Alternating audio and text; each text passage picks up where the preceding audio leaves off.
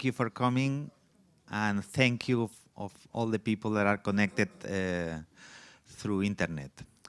Well, I am Pau Rausell. I am from the University of Valencia. I am the coordinator of this huge project and fruitful project.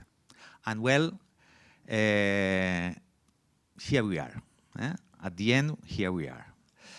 This has been a journey, a difficult journey. We have important shocks in the way. We had the pandemic, we had the war in Ukraine, but finally we are approaching the end.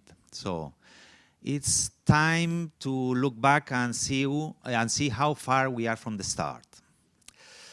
In this regard, first of all, I want to thanks to the European Commission because the European Commission is including most and most intensively culture and creativity in their programs. So, and I think that's a very good idea from different calls and proposals. Not only is a good idea because it's good for us and it's good for me because I am specialized in the research in the cultural and creative sectors, but because I am convinced that the understanding how we manage our symbolic world is the cornerstone of the European architecture. We have to be aware that the European miracle, because it's a miracle, is not its economic or political integration. That is easy. That is a technical question, more or less a technical question. What is difficult is to invent a narrative, to invent a story, and for that I like very much that one of our sisters project, the name of our sister project is to invent, because finally it's an invention that generate feelings of belonging and identity, and what is more important, mutual empathy. And Europe is doing all this symbolic integration without wars, without impositions, without assimilations, beyond those we impose on ourselves in a democratic context. I assure you that the real difference between a Scotsman and a person from Patras in the Peloponnese is bigger than between a Chinese and a North American, whose governments now are polarizing the world.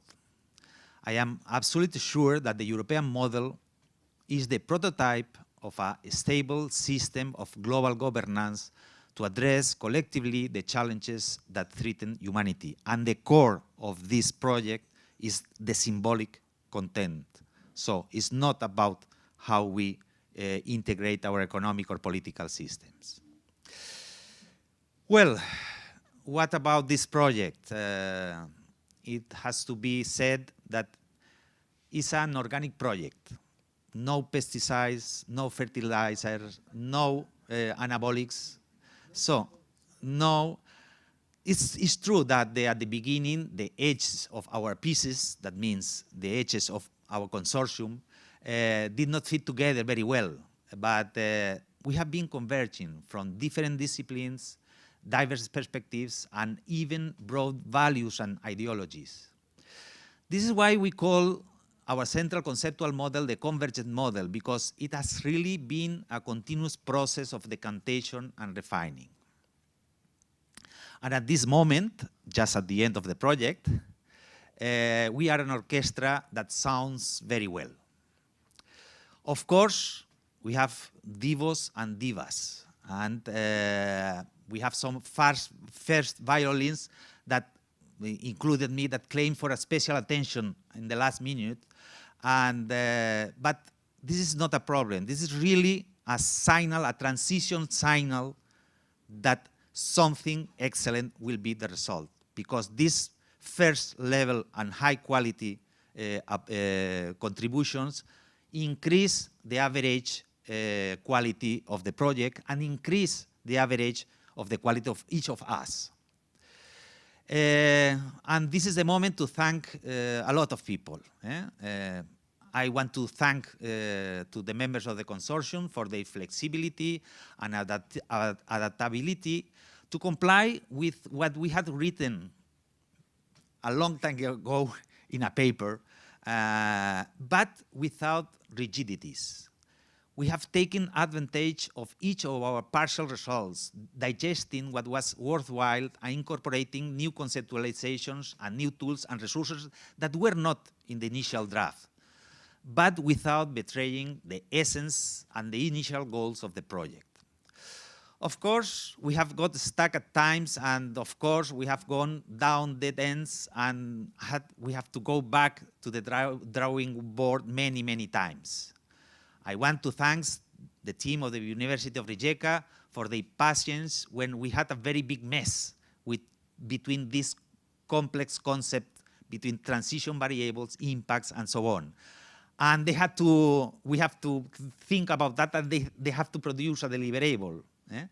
And they do that in a brilliant way. So I will to thank to the Milano team for their exhaustive and methodical work with the city pilots and with the addition of this special issue on cities in transition that has untied so many knots and that has incorporated the contribution of a lot of people that is here.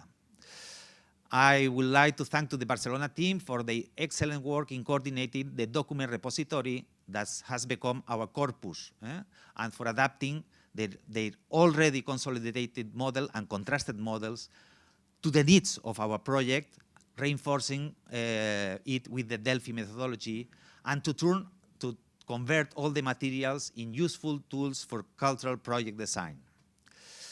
And of course, I want to thank those members of the consortium who has forced us all to come down from our academic cloud and step on the ground.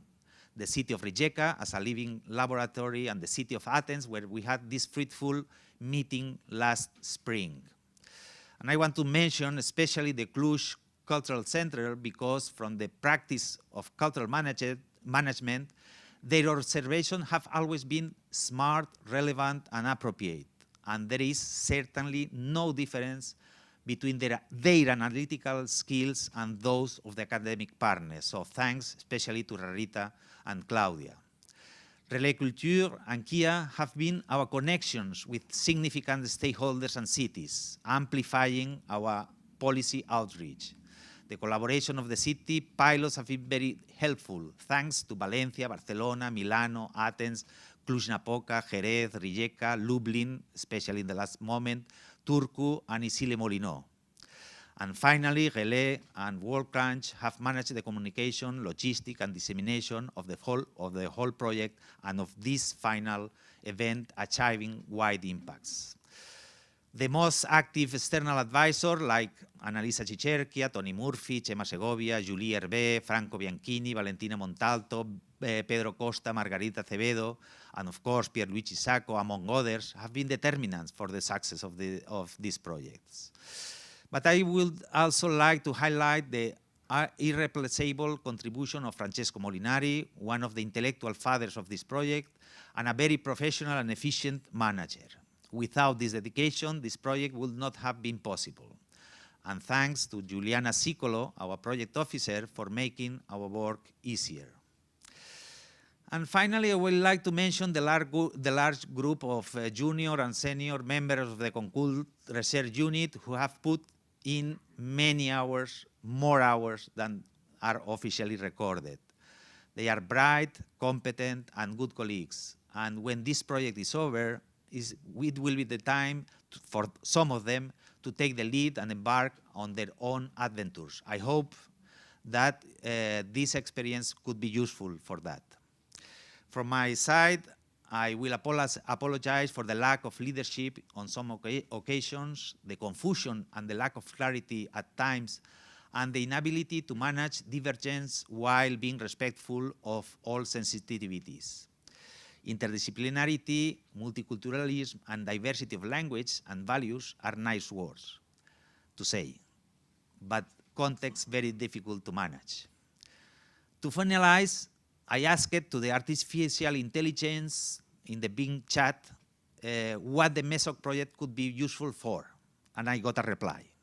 I read it literally. The MESOC project could be useful for anyone who is interested in measuring the social values and impact of culture and cultural policies and practices. This includes researchers, policymakers, cultural operators, civil society organizations, and citizens. The project aims to provide evidence-based insights and recommendations for improving cultural policies and practice in Europe. And if artificial intelligence says so, it should be true. Thank you very much.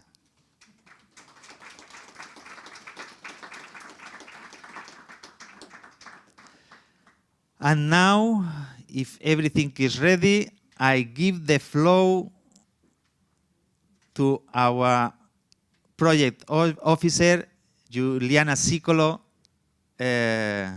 Please go on. Thank you, Paul.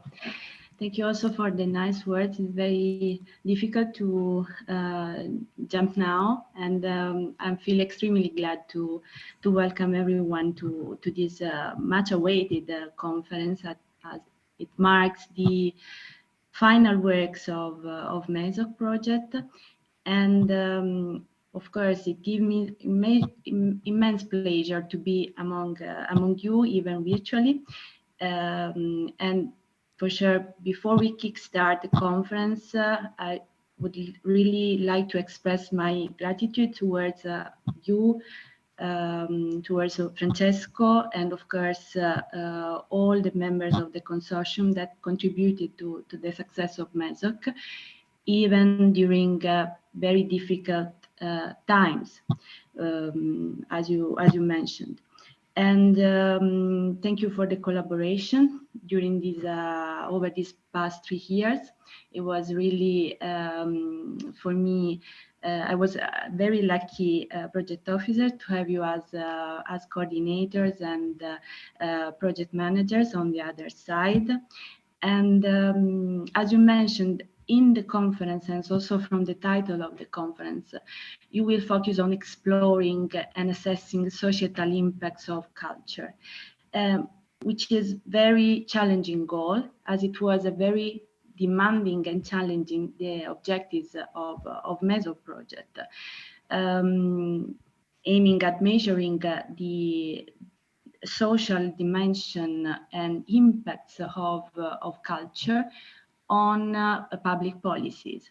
And this is especially important because it gives you, the opportunities also to identify, to measure, to discover the driving role of culture on public policy, has at core of understanding the implication and the effects of culture on the social inclusion and cohesion.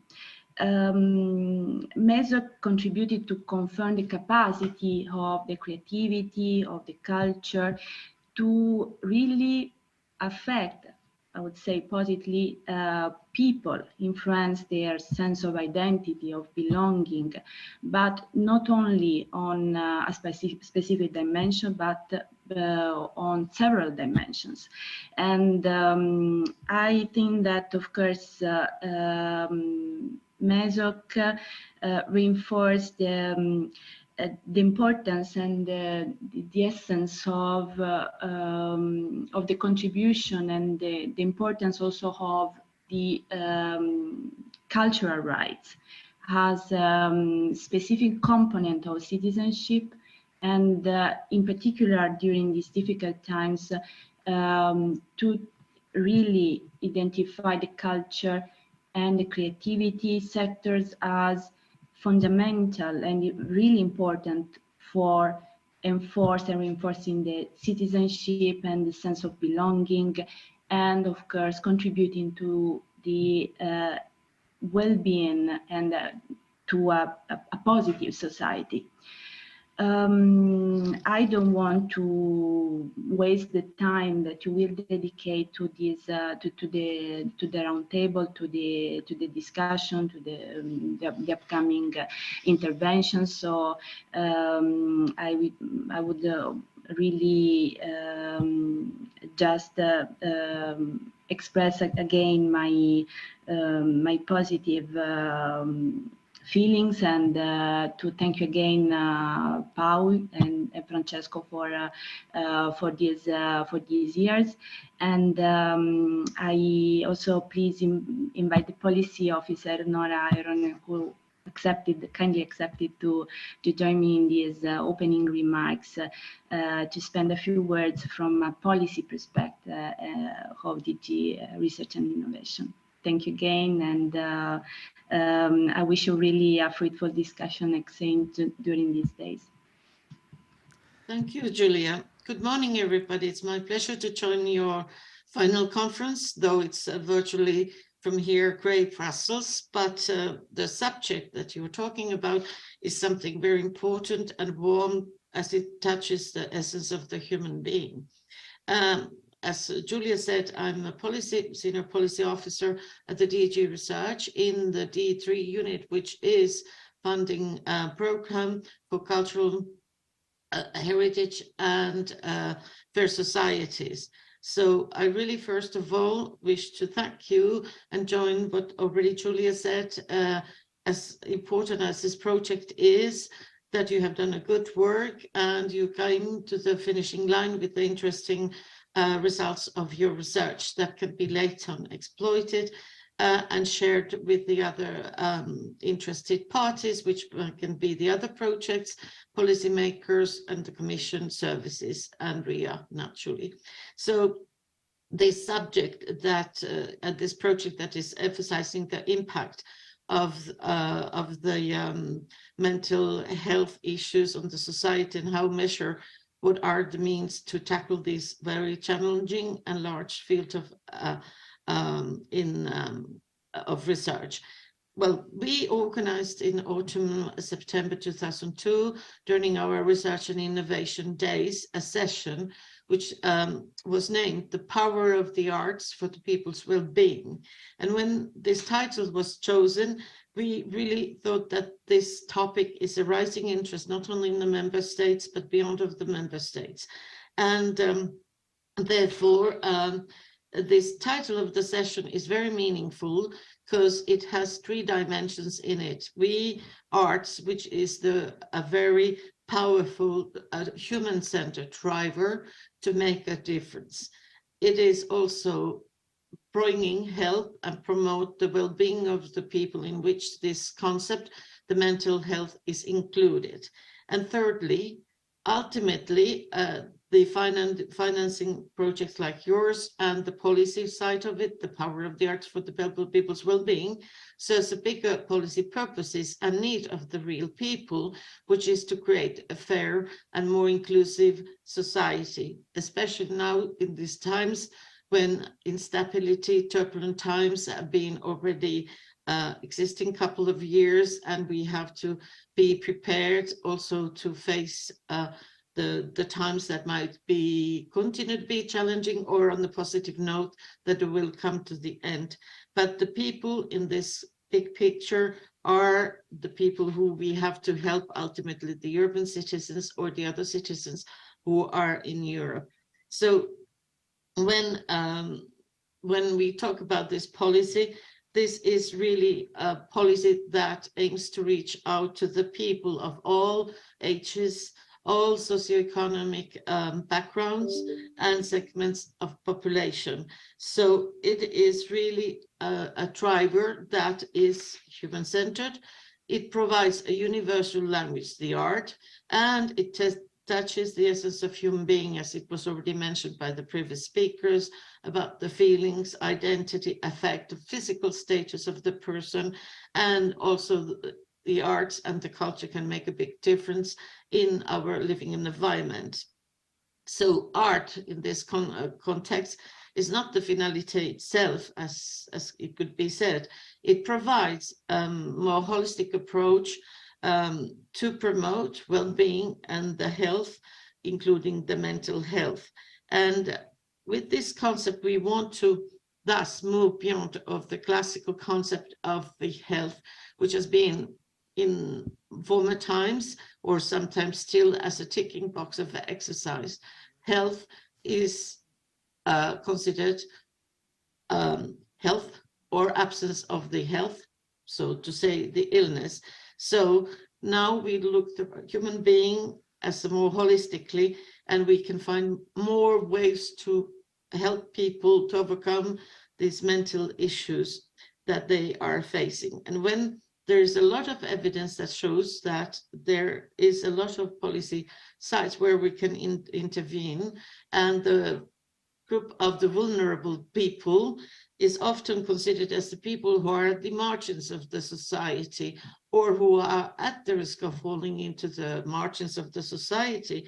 But if you think about socioeconomic determinants, it's beyond of that. There are people who are not at the margins of a society, or they are even at well off of the society, but who still feel unwell and do face the mental health issues. So there is old people, there are the young people, there are disabled people, there are now displaced people due to the war, and so forth. So the segment and the group of vulnerable people is very large, and the means to reach to these people, art is a universal way. For example, of the cases of displaced people, there is not necessarily a language that can be shared immediately, because the origins of the people from different country that we need to help. But art is, in that sense, an interesting and useful tool to overcome of these socioeconomic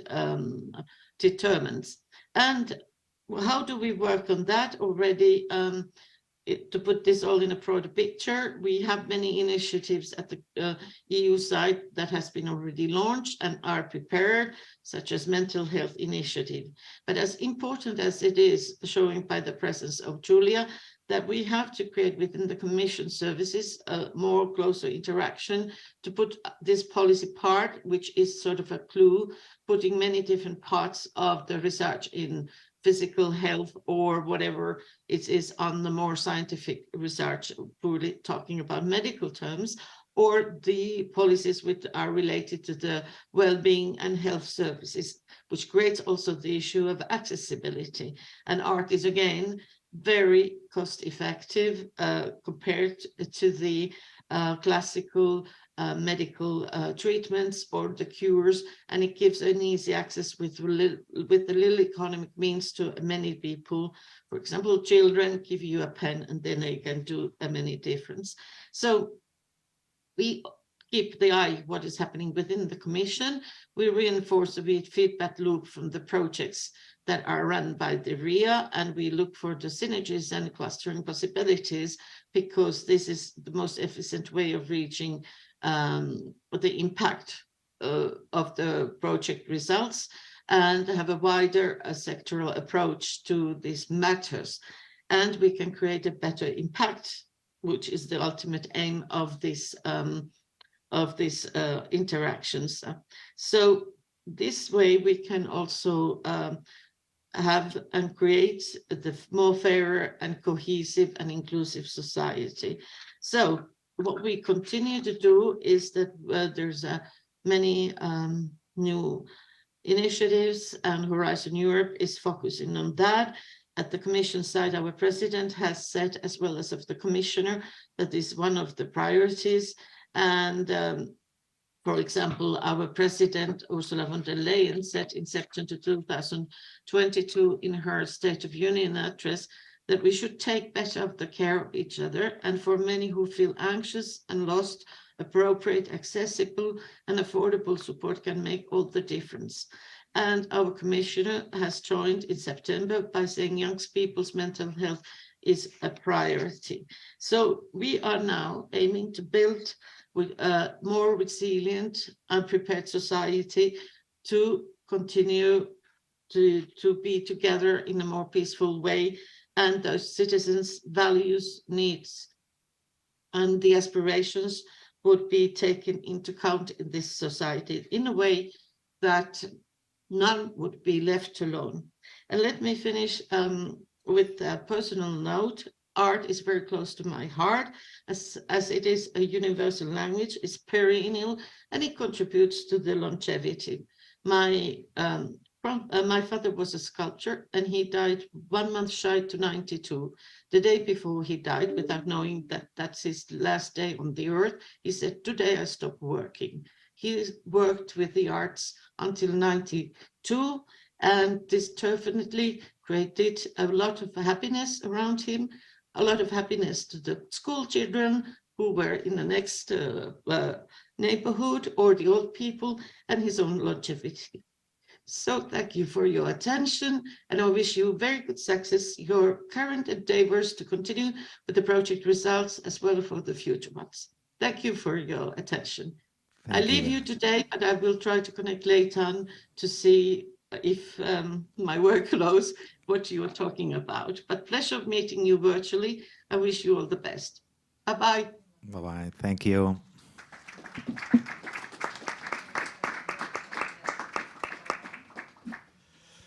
Thank you. And now, as we have a very tight program, now the time for Bernd Fersel and Raúl Abeleto, who is going to introduce him. So please.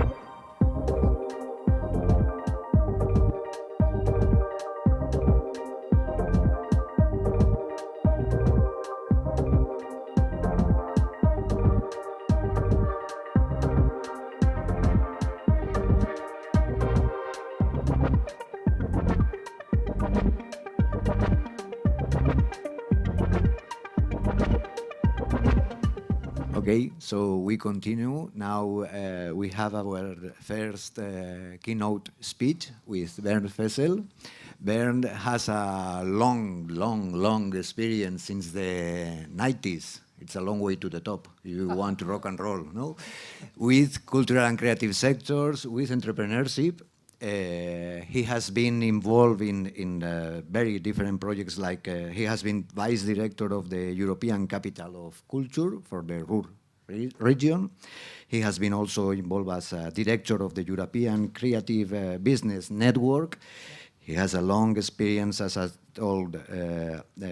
founder of startups, influencer, publisher, and currently he is the Chief Executive Officer of the European Institute of Technology for Culture and Creativity. So, Bernd, thank you very much. Yeah, thank you for having me, but be assured I'm not doing this all at the same time, you know. It's over some 20 years, so it was a career step by step growing, yeah. Okay, so as you can start when you prefer. I will stay with here. For my presentation, I need my slide deck. Yeah, thank you. Thank you. So thanks for having me, and it's a great pleasure to present what this new innovation community for culture and creativity will be doing. Just to say it up front, it's not another project. It's a new company, a non-for-profit company, which is being founded in this year. And in fact, we feel like a startup, having a lot of flying objects and moving targets and balls in the air. And one of those balls is very close to me, you know, to be close to our sector and tell what we are doing. I myself used to be a gallerist and have experienced how it is to promote artists which are unknown and also not understood, to tell the story, to create a market and not just to sell in a market. And at that point, you're turning immaterial values of art into business value in a market. And so here I think both worlds connect, and I hope I can bring this professional experience I had in my former career also into this innovation community. So what is it about? When we say creatives without borders and innovation without limits. First of all, a little introduction what the European Institute of Innovation and Technology is.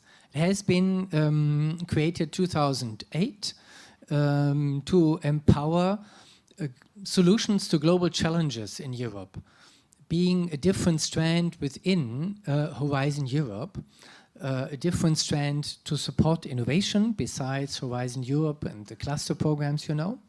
And they created those innovation communities for climate adaptation, digital transformation, food, health. You see them here. By now, this EIT innovation community integrates thousands of players, and it integrates. That's the most important message. It's not so much about the numbers, but it's always about integrating research, education, and business, forming a knowledge triangle to support innovation. And by thus, of course, overcoming silos. We heard it at the beginning already, touching ground and taking you down from the Olympics of research to practice. Here in this innovation community, it is both. Taking practitioners into research and dreaming, as well as taking the researchers down to practice. And I favor even not to speak of top and down, but it's just worlds which need to mingle and to support each other. Our innovation community, which is now being created, is one of a next generation. The other innovation communities, the 8 before, followed a different model, which is now being more tuned to be an open innovation community, so everybody can apply to the funding, not just the 50 partners who have created it. So very different from what you know from a consortium, where you win and you spend the money across the partners who have been part of winning this. Here, this consortium is made out of partners who are willing to be bridge builders, you know, to take in more than themselves and have a mission going beyond their own benefit. So this innovation community for culture and creativity is built on the full diversity. We took in all 15 sectors. As I said, open not only to apply from everybody, but open also not only for the big corporates, which you would expect in such an innovation community, but also for non-profit associations, networks, but also even individuals, individual artists. We all know that one single artist can make the difference in a city. And so we believe this innovation community can not only be about corporates and companies. It's about collaboration, and it's about having a growth strategy and a governance which is really fitting to our sector. And that means listening to the sector in a very close way, learning every year. We will have special engagement forums to listen and to learn, so to keep this kind of pledge, also bring it down to practice. On a wider topic, you have to see that an innovation community for culture and creativity is also new for the innovation realm, for the innovation support scheme of the European Union in general. If you look at the definition of innovation by the OECD, you don't find artistic innovation in there. So bringing culture into this innovation community brings new players, unusual ones, small ones, not only the labs and universities. You know, a museum might not even think of itself as an innovation lab. At least they don't use this word publicly. If you go on a webpage of the Louvre, you don't see, you know, innovation lab on heritage of the world. That's not their claim. And if you ask an innovation manager in Paris, he wouldn't never think of spending innovation money in the Louvre. Maybe I'm doing them quite wrong. This is just an example by accident, but in many cases, you experience it exactly like this. There are those silos between culture and innovation. And having this innovation community now is about also opening the minds of what innovation is and introducing new players to this innovation arena. What are those players? Who are they? Here you find the partners we have been applying with. We are happy to give you the slides, the kind of public knowledge about openness, so no need to write it down or to make a picture. Happy to share this. You'll also find it on the webpage of the EIT.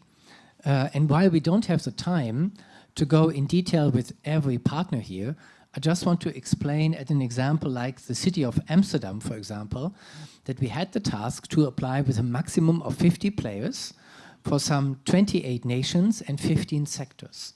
So we decided to just have one player for one type of player. So for the creative city, for the city driven by culture creative industries, there could have been many cities, and not only the usual suspects like, you know, Berlin, Paris, Milano, London, where everything is kind of running by itself. Of course, gentrification is a topic here. But we looked on purpose for different cities, smaller cities, and as you will see later, we will also work with many small cities.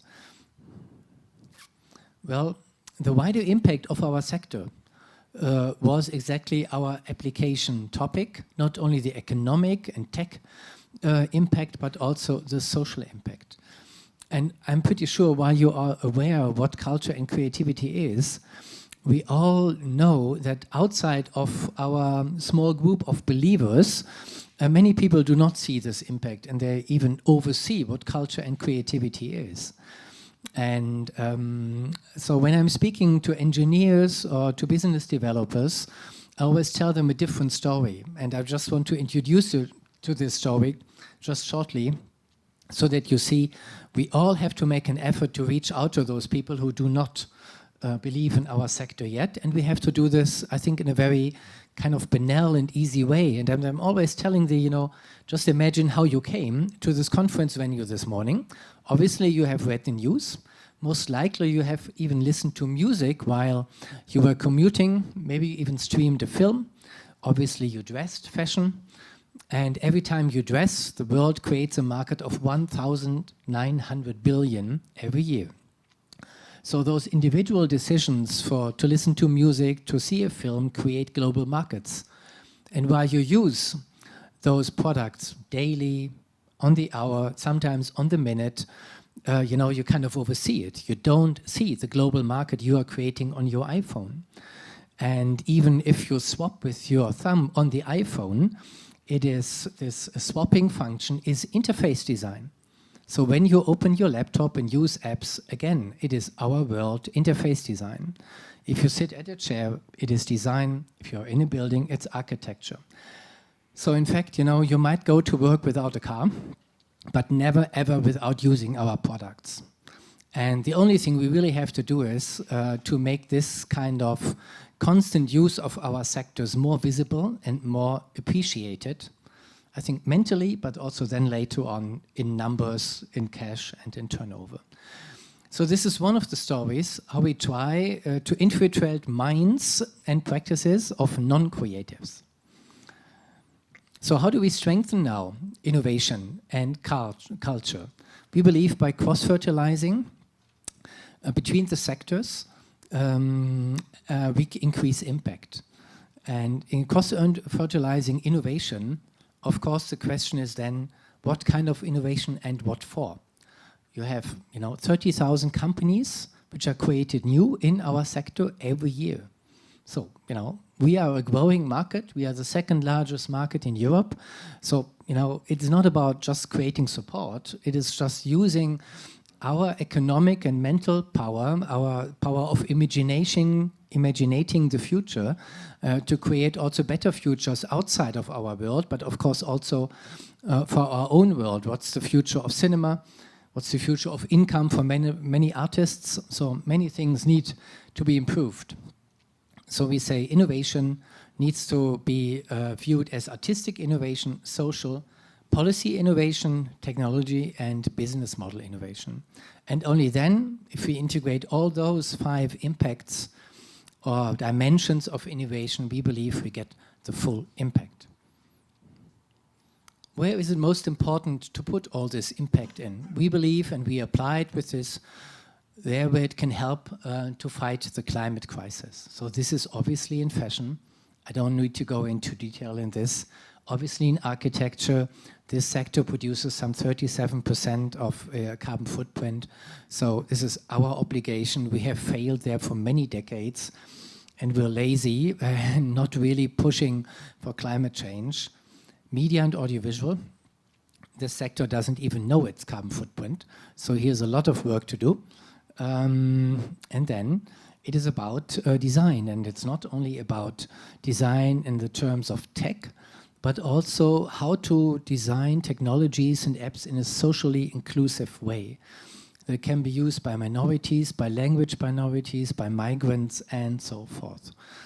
So social cohesion, bringing together those gaps, is one part of our mission.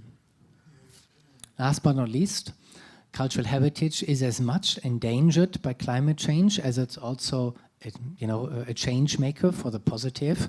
You might all remember the Acropolis in snow. That's the other nice picture I always like to bring to understand how important it is to act here. So now, in the next 10 minutes, I will take you into our programs. How do we really run this? And where do we spend the money, what for? You see here, our claim is to be a game changer in unlocking the latent values of our sectors. The latent values are just introduced to you. How do we do this? By also involving 90% of the small players, which usually do not apply for a Horizon program. You know, they don't have a PhD in how to write acronyms in a very small space so that it sounds like poetry. So how do you make them apply and use the innovation support? Now, all those players create a huge value added, some 420 billion every year. And to tell the story to the wider society, we onboarded partners in the consortium so that we can reach out to some really staggering 250 million people every year.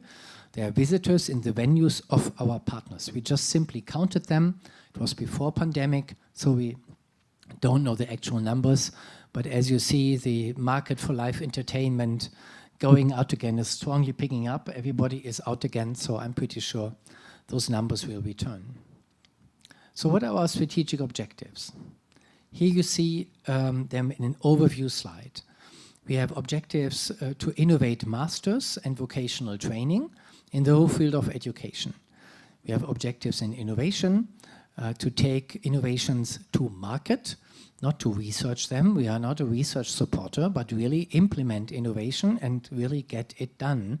There are thousands of innovations which are just waiting for market uptake. So we don't want to support the next great innovation study. This is done by other programs. We are rather the program taking up those studies and putting them, hopefully, into implementing in institutions, organizations, networks, could be also companies, but most important also could be cities and public administrations. They are drivers of innovation, and quite often they don't use their procurement power. Third objective is to support the creation of companies, startups, ventures. We on purpose speak of ventures to make very visible that it's about non-profit activities as well, as they are creating a lot of jobs and wealth. And here again, not only economic wealth, but also social capital. For this reason, we have a fourth objective, society. And in this society objective, it is about supporting values of democracy and open society. We call this the value impactor, but also helping communities to thrive. So while the value impactor is about the individual and the community collaborating, the community catalyzer is about urban development and their social fabric. Things like Charles Landry has written for 20, 30 years on the creative city. So how do you support this today? And the fifth strategic objective, systems, is about creating better tools to evaluate and monitor, to have better KPIs, to have more tools to really capture also the immaterial value, the qualitative value of the effects of culture, not only to count numbers in terms of turnover and rented space and visitors. All this is good, and also in these numbers our sector is quite strong, but it's really just one side of the coin. And we did an analysis and found that there's a big gap of methods to tell the full story.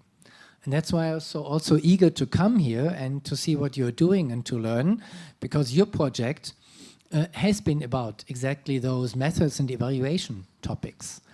And while we just heard this project is coming to an end, I hope you see in this innovation community also a starting point or a continuation point for what you have been doing. We would be happy to work with you. We would be happy to have you as partners, members, initiators. Somewhere in August, we will publish our member schemes. And then, if you like, you can also join this movement. In those blue boxes, it's all about money we spend. We get funds from the European Innovation Community, the EIT, something between 50 to 70 million every year. And this is being spent by public open calls where you can apply. But we are also creating some systematic structures which are missing to better collaborate or also to better invest in our sector. This is the Engagement Forum. This is the Investment Club, where we bring together seed funders, business angel, but also philanthropic investors, which are investing in impact companies, not in venture capital-driven companies. So again, we take the full, variety of our sector in. And last but not least, the other structure we are creating is a network for policymakers who want to implement innovative administrations, innovative procurement, or innovative frameworks for the creative industries. Many sectors call for tax exemptions for business parks in cities and regions, and our sector also has its specifics which help them. This is usually not a business park, as we know, but it's different things. And so there are policymakers doing this, and we want to bring them together and help them in their constant, always ongoing fight with the finance minister or the finance department on a local level. This policy club is also open to all interested, and not only open for policymakers, but also for associations who represent the business side, the civil society side. And last but not least, the very last one is the next Renaissance, is our story to tell the impact of culture, creative industries. And this story is about, remembering, activating this historical picture of the Renaissance.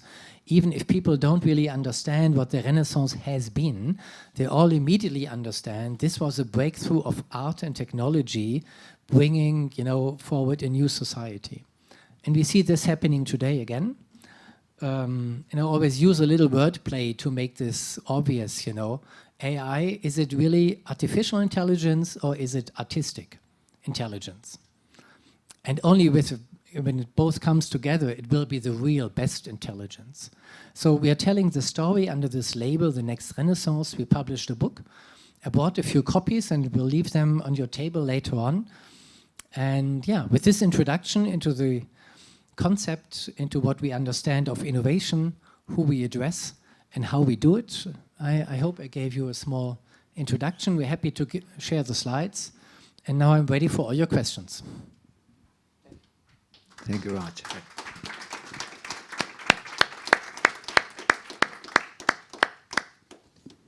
Okay, so now it's time for questions and answers. We will see about the answers. Try it with questions first. Don't be shy. No, every question is a good one. Can I break the ice? Please. Do you hear me? Yes. Congratulations on your talk. My immediate reaction is, what's in it for me? Suppose that I am an academic, a researcher. Suppose that I am an entrepreneur in culture and creativity. Suppose that I am an amateur musician or artist. What's in it for me? How can this change my personal life? Thank you. Yeah, thank you so much. Well, first of all, I think this answer has to be given by everybody himself. We offer you the tools. We offer you funds to apply. So I can only give you an example, and then you have to decide if this is really good for you and helpful. So if you are a university researcher and say, we need a new master for design, for music, or for AI in, I don't know, games, you can step forward, design your own curriculum, and apply here for funding. If you're a single artist and have an idea, for example, to take a certain artistic idea, which I saw, for example, at Ars Electronica, from a project to a company. You can apply to get funds to turn your project into a company. And last but not least, if you're a policymaker and you want to do a new policy and don't get funds at your own city, you can apply here and get some funding to implement this policy pilot. Well, these are all about funding. I think this is the banal part, the boring part. It is an icebreaker, but the real value of this is that you get new encounters across 15 sectors, 28 nations, and can reach out to, for example, research institutes like Fraunhofer, RISE. You can connect to partners which you can never connected before. And this gives you new opportunities far beyond the funds we can offer. So we have about 120 colleagues now collaborating voluntarily in working groups on certain topics because they see what value those new encounters give to them. So this network is really like a hyper-connecting tool giving you new values. And while I'm totally enthusiastic in trying to sell this to you, I also know the downside. You know, the EIT is very new to everybody. The word innovation is even new to our cultural sector. You know, when Gerhard Richter does the next painting, he would never say, "Hi guys, I did the next innovation, come and buy it," you know. By accident, the 10 million, but of course, he would never call it an innovation. So there are a lot of obstacles to understand this and to use this and to really discover your benefit in it. And that's why, in terms of being an open learning organization, we offer a freemium approach. You can enter into this consortium, I think for the first year for free, test the services, see how it works. Of course, not all services. There will be services reserved for those who really pay. But you can have your orientation and you don't have to buy the cat without having seen it. So I hope that gives you a road into it and makes it easy to join us. Thank you.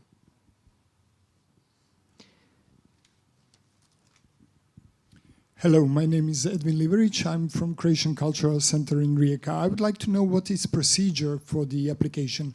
Is there an open call or is it an application on your webpage? Well, the application in order to apply to be member will be out in September. We are not allowed to do it earlier because we have to create the company first. For now, you see me here employed by the coordinator, and in April we are creating our own legal body, then we are hiring staff, and then from September on we will post this in LinkedIn and in our channels and on the webpage, and there will be an application formula to do so and quite clear criteria to apply. And yeah, then it's underway. Quite exciting, in fact. We have been planning for this moment like 2.5 years now, so I can't wait to see that.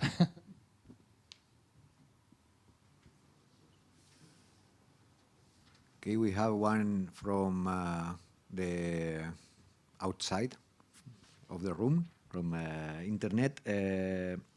There is a question from Bruce Line. He said, you said about audiovisual sector, and he comments as a comment from your side, this sector doesn't even know, I don't know which part of the speech, and he doesn't even know the impact.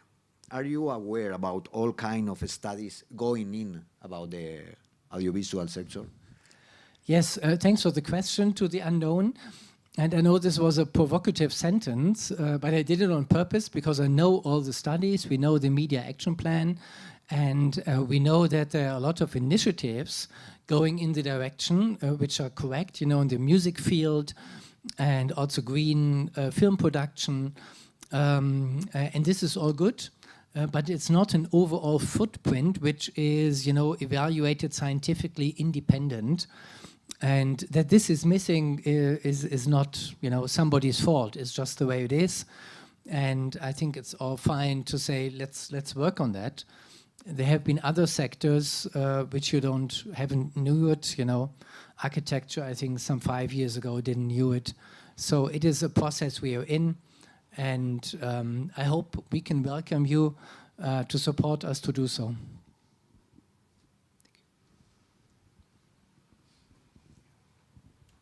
Yes, good morning. I work at the Relais Shop on the Creative Europe program, and would like to know a little bit more about the specificities of the call of the EIT.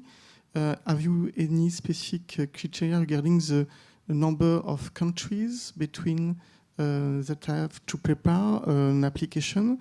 And secondly, what kind of maturity in terms of project are you intending to support? It could be just a prototype, or are you also focusing to the more the European extension of finalized content or products?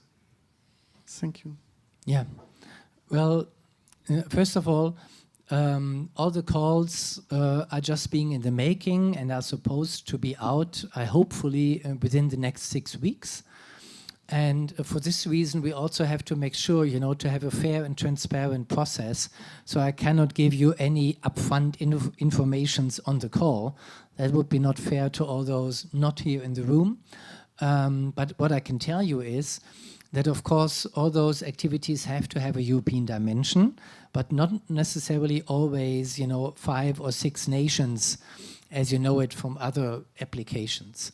We also took care to make applications easier, to downsize them, not to have 25 or 50 pages, but hopefully less. And we want to work on really innovative forms to apply. And the maturity level, this is an interesting question. Some programs in Europe say you have to have a technology readiness level of 7 or 8. And this kind of static approach, also, it doesn't always fit for our sector. A script writer, he hasn't a technology readiness level, but of course the script has a readiness level to market. And sometimes products which are really low in technology readiness can be taken quickly to market. Sometimes others are really high and they need longer time. So for us, in the end, the maturity is not the main criteria. It's a capability to bring it to market within a certain time frame. And while I'm saying this, this is our approach now. I told you we are a learning organization.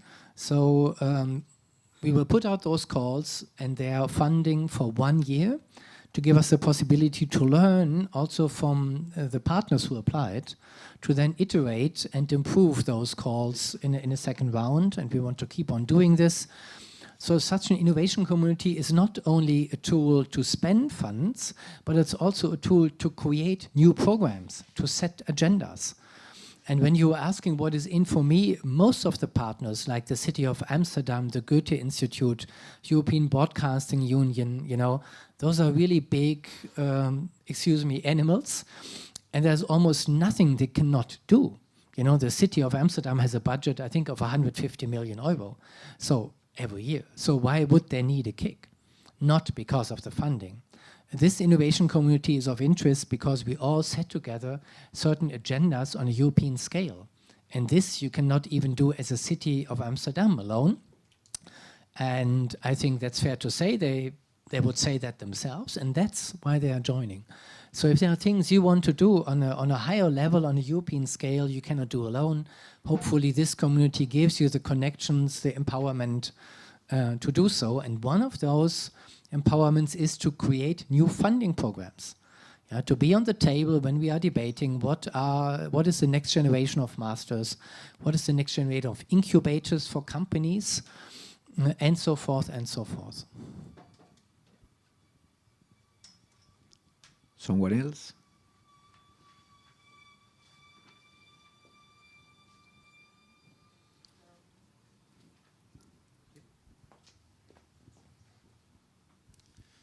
Hey, I'm Mats Legal, director at KA. Thanks a lot, Ben, for coming over and for the great speech.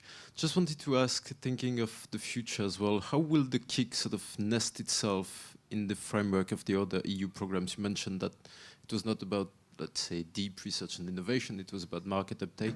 But now that the cultural and creative industries are also one of the sort of top industrial sectors, will the KIC sort of be part of the sort of discussions on future programs and shaping and connecting and on sort of making sure that everything is perhaps better aligned in the future? Well, very good question for the future. We all hope so. We will offer our competence, but of course it needs to be also the interest and the uptake from the European Commission and from many other partners from member states. For now we can say the interest of the Commission and of other member states is really, really high. And we're having organizing just regular dialogues. So this all looks very good that we are part of this dialogue of developing future programs. But of course, you know, the future lies ahead, and that's why it's uncertain. We will have an election, we will have a new commission. So there's also change underway in this setup. And so we hope we can play a role also for the next funding program. And of course, we applied also with this idea to support and to bring in the knowledge from the sector and work like a catalyzer of all this knowledge. Yeah.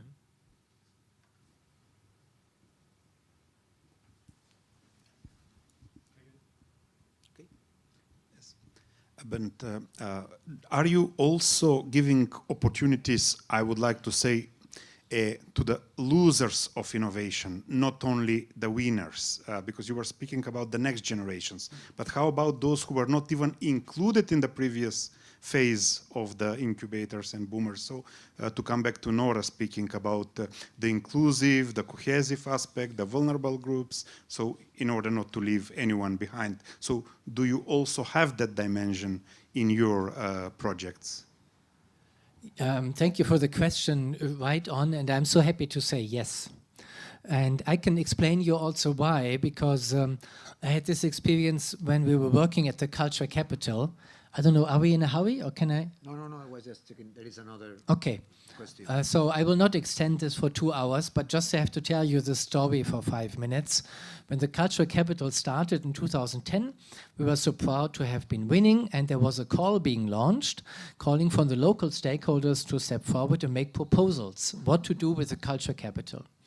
And 1,000 people applied, and it was much too big for all the budgets, for the small budget a Culture Capital has. You know, expectations, ultra high budget was 1.5 million. So you had to say to 1,000 applicants, basically no. I think we awarded some 50.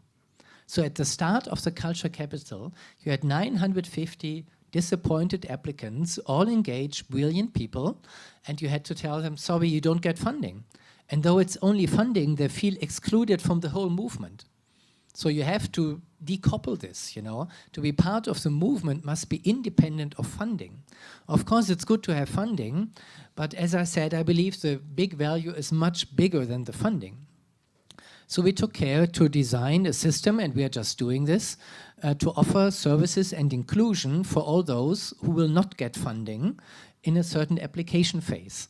And of course, you know, fundings and applications are out several times a year, so sometimes you win, sometimes you lose, but it would be wrong. Each time you lose an application, you're out of the system.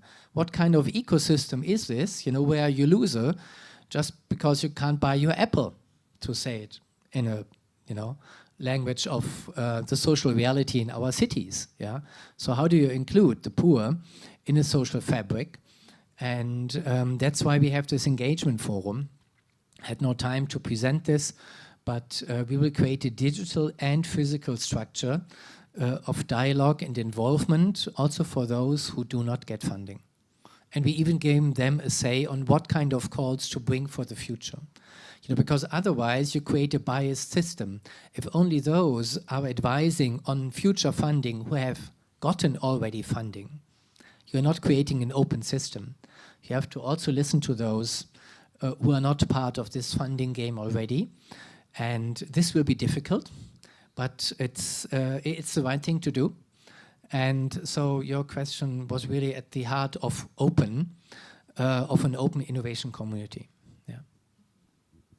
Okay, and I have another one from the cyberspace. Yes. My name is Rosela Franco. I would like to ask to ask you if there is a section where young minds can contribute to the IT culture and creative kick. Can we also join as a much needed movement in the cultural and creative sectors? Can you join as? As young minds. Young minds. Yeah. Well, there is no age limit. First of all, yes, you can. You can join as an individual person. So if you're an artist, you can do this. And as I said at the beginning, even for free. And if you stay for longer, I think the lowest possible entry fee per year is 100 euros to be in. But we also have this idea of the next Renaissance, where you can be part of our storytelling and publish your story. There will be a call out also this year. We will call for stories and artists, to tell where they see that culture is innovating society. And there you can bring forward your ideas. So yes, yes, yes. So, we are just in time. Thank you very much. Ben? Yeah, thank you. Pleasure.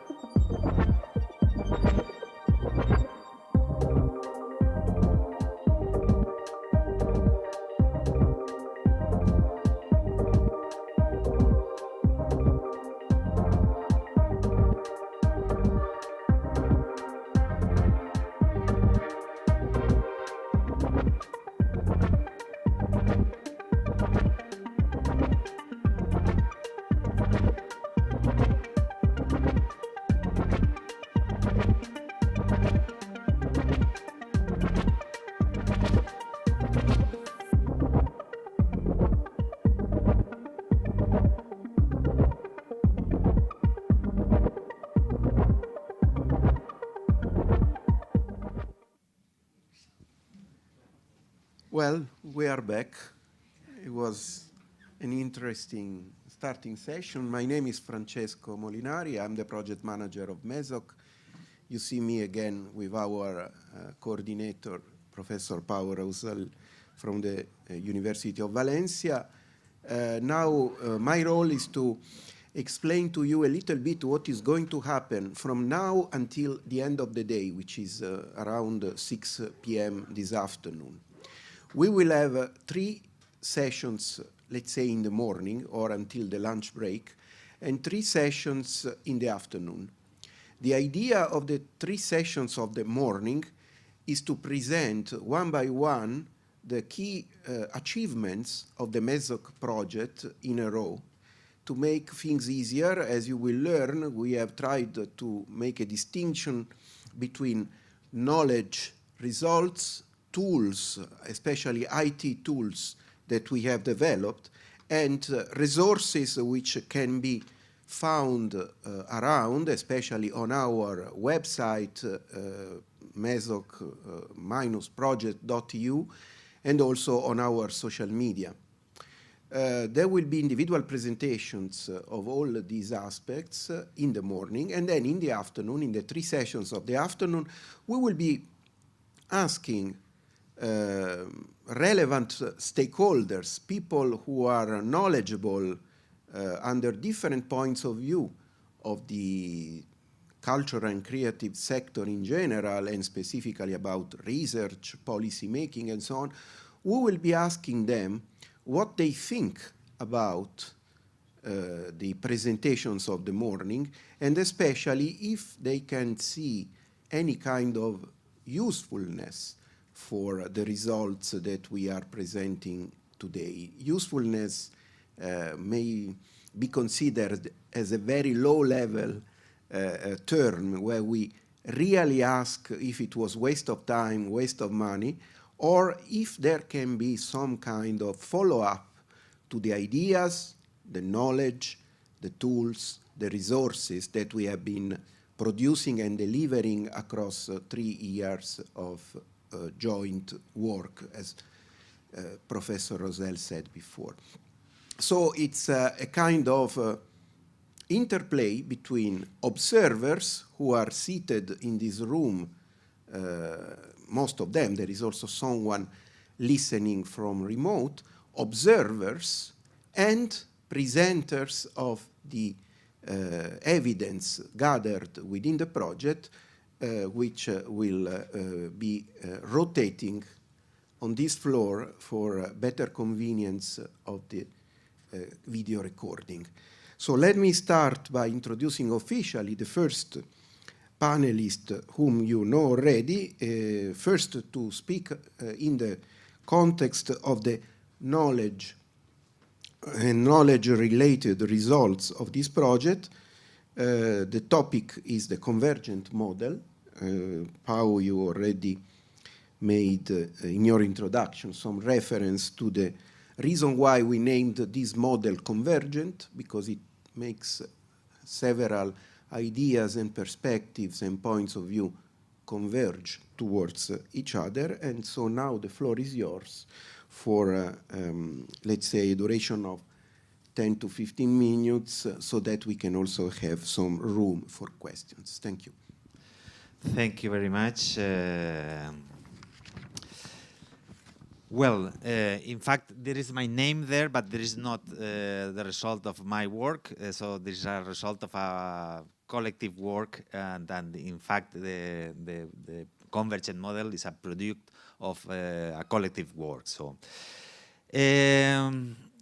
well, what we promise that we are going to do, we look for new perspectives and improved methodologies for capturing wider societal values of culture, going a little beyond the economic impact that could be a more conventional, traditional approach to the impacts of culture.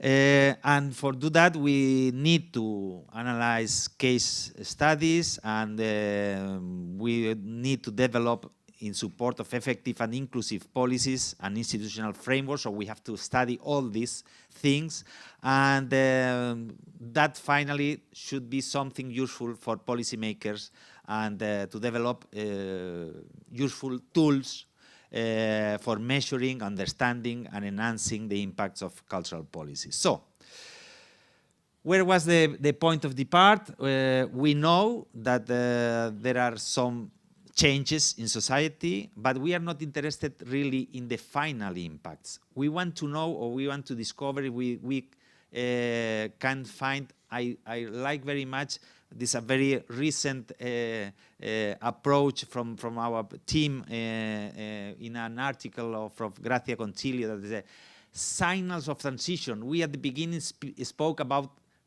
transition variables, but that is a very good concept. Signals of transition.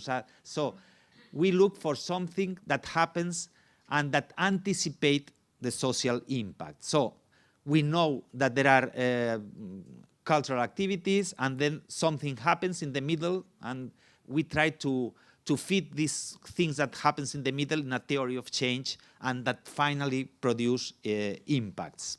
And of course, we are interested in specific impacts, not in all societal impacts, but anyway, we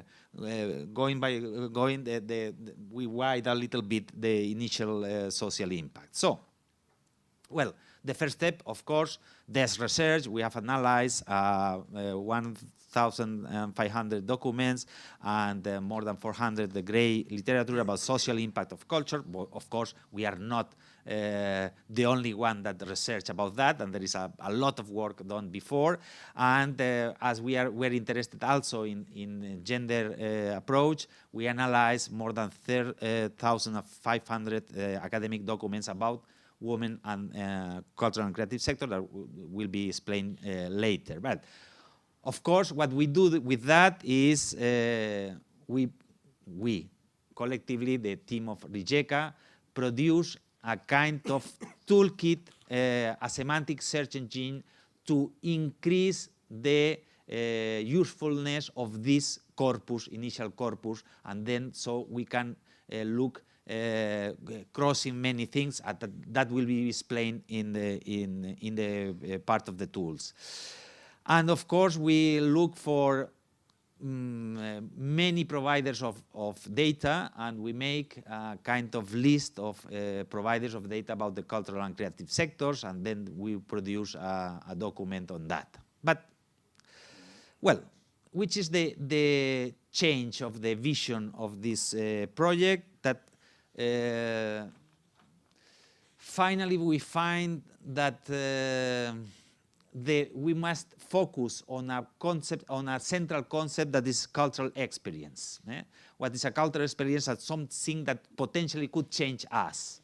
And that means that this cultural experience should have some kind of resonance. So a cultural activity should produce a cultural experience if there is some resonance in the middle, and of course if we accede to this cultural activity. And then many things happens in this from this moment, and of course we have cognitive impact, social impacts, critical views of from this cultural experience, and there are a lot of things that happens in the middle, and we know that there is a black box, and then if we aggregate all these impacts in some way, we know that there are economic impacts and social impacts. And then first development is trying to measure this cultural experience, the impacts, the individual impacts of this cultural experience, and then we develop the Cultur Platform, that is a questionnaire that will be explained also later in the tools. And focusing the centrality of this cultural experience, we need some way to approach, to measure these individual impacts. Well, but then we know that to produce a cultural experience is not a simple process, and there is a very, very complex process. And then it depends on many things and how organizations are built, how the context is, and then we begin to speak about these internal factors, external factors, endogenous factors, and so on. And we build, because it's a very complicated, this micro approach of the production of the cultural experience, and then we arrive to this point that we have to see very, very close in the micro level. And then we develop a lot of models. We use the Delphi exercise to ask for the cultural producer, for the cultural agents, what they do and what can we do to maximize the social impacts of these cultural activities that finally produce cultural experience. And then we develop their micro models of the cultural production, and that will be explained later, and a handbook that finally are some recommendations what to do if we want to maximize these social impacts. Well, but then we saw that these cultural activities are produced in some territorial contexts, and the cities are very important to do that. And then we know that this cultural experience produced by cultural activities make or provoke some changes in the context of the city, and we analyze the changes, and we know that some changes are changes or market reactions or public policy reactions or collective changes from political demands or knowledge changes or reactions or the new uses of networks or connections, or simply using new ways to use the space. And we know that is very important, and to analyze and to do the analysis of this meso level, what we call the meso level, we need a lot of research and a lot of work, and then it came to the project, the city pilots, analyzing every case, and we developed some, we can say, some prototypes in the cultural planning of the city of Jerez, and then we discovered that we need more theoretical development, and then the team of Milano led this special issue about cities in transition, when we ask external experts how to analyze, and then we have the work of Annalisa Cicerchia or Julia Gervais or Chema Segovia in this room and other external participants that I think that clarify very well, especially the last article from the team of Milano, which is the role and which are the enabling factors for this societal change in the city. So this is very, very important at the meso levels in the case of the city. Then we know that we can analyze also from a perspective. Sorry.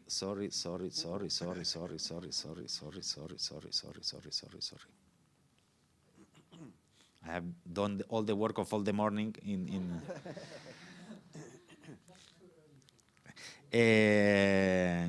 we know that there are another level that we can analyze, that is from the macro level, that changes, we don't know very well why, but changes in the cultural experience in the territories and changes in the production of cultural activities could have changes at a macro level to a big number of variables, societal variables. And then we try to measure these changes through a specific tool that will be explained later on. So finally, we developed, that will be explained, a SICCRED, a kind of regional dashboard to monitorize these changes and which variables are included in this process of changes that could be read as enabling factor for these societal changes. So finally, we get the complete convergent model where we try to include, but that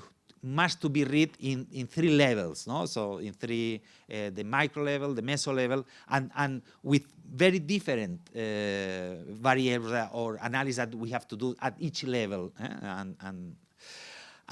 So with this model, we think that this model could include all the relevant things that should be observed if you want to maximize the societal impacts of the cultural projects, activity, programs and policies. So we see then that there are different paths of change. So one could be very, very simple. So we don't need to have cultural experience to change a city if we build a library in the middle of the, it's not need that no one use the library, but there are things happening around the library. So no need. So there are very, very simple or simple. If we write a poem in house, you reduce the stress and has health impact. So we don't need anything more. So there are many, many different paths and trajectories to produce these societal impacts, and each impact has his own path to be explained. No? And with all this very complex approach, then we developed this platform with the Serapeum that with artificial intelligence try to connect all those questions at very different levels. Well, what we have learned in this process, we have a model, and we think that this model could include, could framework all relevant things, not all, but the relevant things that we should observe if we want to explain the societal change. We know that there are different pathways for generating impacts, and we need different visions, methodologies to address the different micro, meso, or macro scales, and this is possible with more or less difficulties, with more or less efforts. Try in some way indicators to monitorize this process and this concept of detect these transition signals. And as we are speaking about a general theoretical framework, but we know that the cultural activities, the cultural experience happens in a specific territory with a specific context dimension, and so there is not a general recipe that will be useful for every territory, every city, every neighborhood, but the context of the territory is very important. And yes, now we know that there are societal impacts, and we know now that we can approach to measure this, not only the dimension of the impacts, but also the path of these impacts in different ways. Thank you very much. Thank you. We can...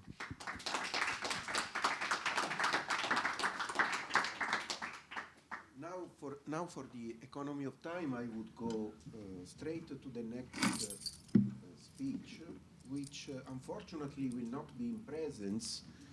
You know, there have been issues recently in Paris with public transportation, and we will not have our two speakers from Politecnico di Milano here seated with us, but hopefully connected from remote. They are confirming this, yes.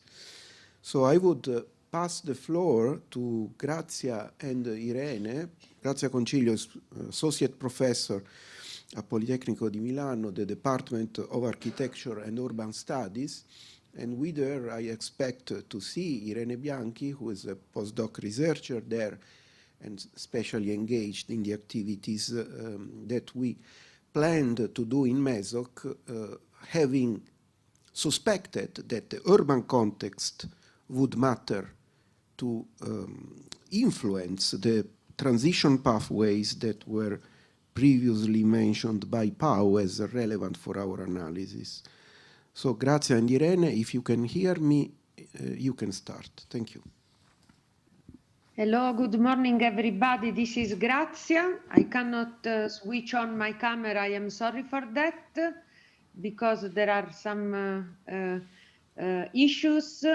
I am sorry not to be there. And also, I am sorry to say that I will not say much in this very moment, because I am still trying to overcome the unsuccess for reaching Paris in these days, and I am trying to try again. So in 10 minutes I have to leave to the airport, but and I really hope to see all of you there in Paris. And I leave the floor to Irene and Ilaria, who will be for sure eventually much better than me. I am sorry for this. Thank you very much. I will be listening and being with you till the timetable for the flight will allow me. Sorry again, and thank you very much to everybody. Okay, so if you hear me, I think we can start with this second presentation of the panel, in which we will shortly summarize the experience we have with MESOC pilot cities. So our idea was to provide to you just a short overview of the MESOC pilot approach and activities, provide some insights about reflections we develop in line also with the Convergent Model through the collaboration also with the University of Barcelona, about factors enabling social value generation led by cultural activities in cities, and the city level, let's say, was the one on which we focused in particular, and some inputs about the last step of the work we are doing in this final phase of the project, that is trying to test some indicators that could feed also the reflection about the evaluation model. The MESOC pilot approach and activities in the framework of the activities we carried out in the last 3 years. We were working in particular with 11 pilot cities with the aim to contribute and test both the conceptual model that Pau results were presented before, and the evaluation model moving towards the identification of a set of indicators. In doing that, we perform a series of activities with cities, including analysis and collection of cultural initiative, focus groups, interviews, policy dialogues with local policymakers and cultural operators. And we were in 11 cities. 3 of them were the main test bed that were Athens, Cluj-Napoca, and Rijeka. These 11 cities worked on different impact domain explored by this project, that is people engagement and participation, or social cohesion, health and well-being, and urban regeneration, basically. And in working with pilot cities, we had a constant dialogue both with the conceptual model and with the evaluation model, let's say, moving towards indicator.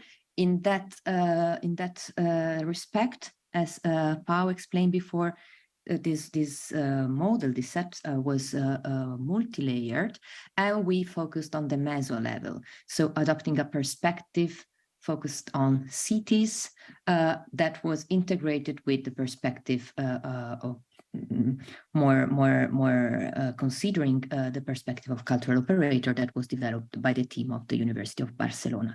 In doing that, as Pau was suggesting before, we consider that social impact are not emerging in a vacuum, but they depend by contextual dynamics, but also by endogenous, let's say, mechanisms that affect the way in which policy practices, cultural and cultural initiative emerge, and in a specific context, and are able to interact among each other and generate social impact. What we were trying to understand was by focusing on the process through which cultural policies and practices were implemented, was to detect the factors affecting the capacity of cultural policies and the initiative to generate social value in the 3 impact domains that MESOC was considering. So health and well-being, urban regeneration, and social cohesion, and also working on a meso level of analysis to identify a first set of indicators capable of measuring that social value. In doing that, we considered as a starting point cultural policies and practices, considering initiative having different degree of formalization, so from urban cultural policies to small-scale bottom-up initiatives promoted by a small cultural association, for example.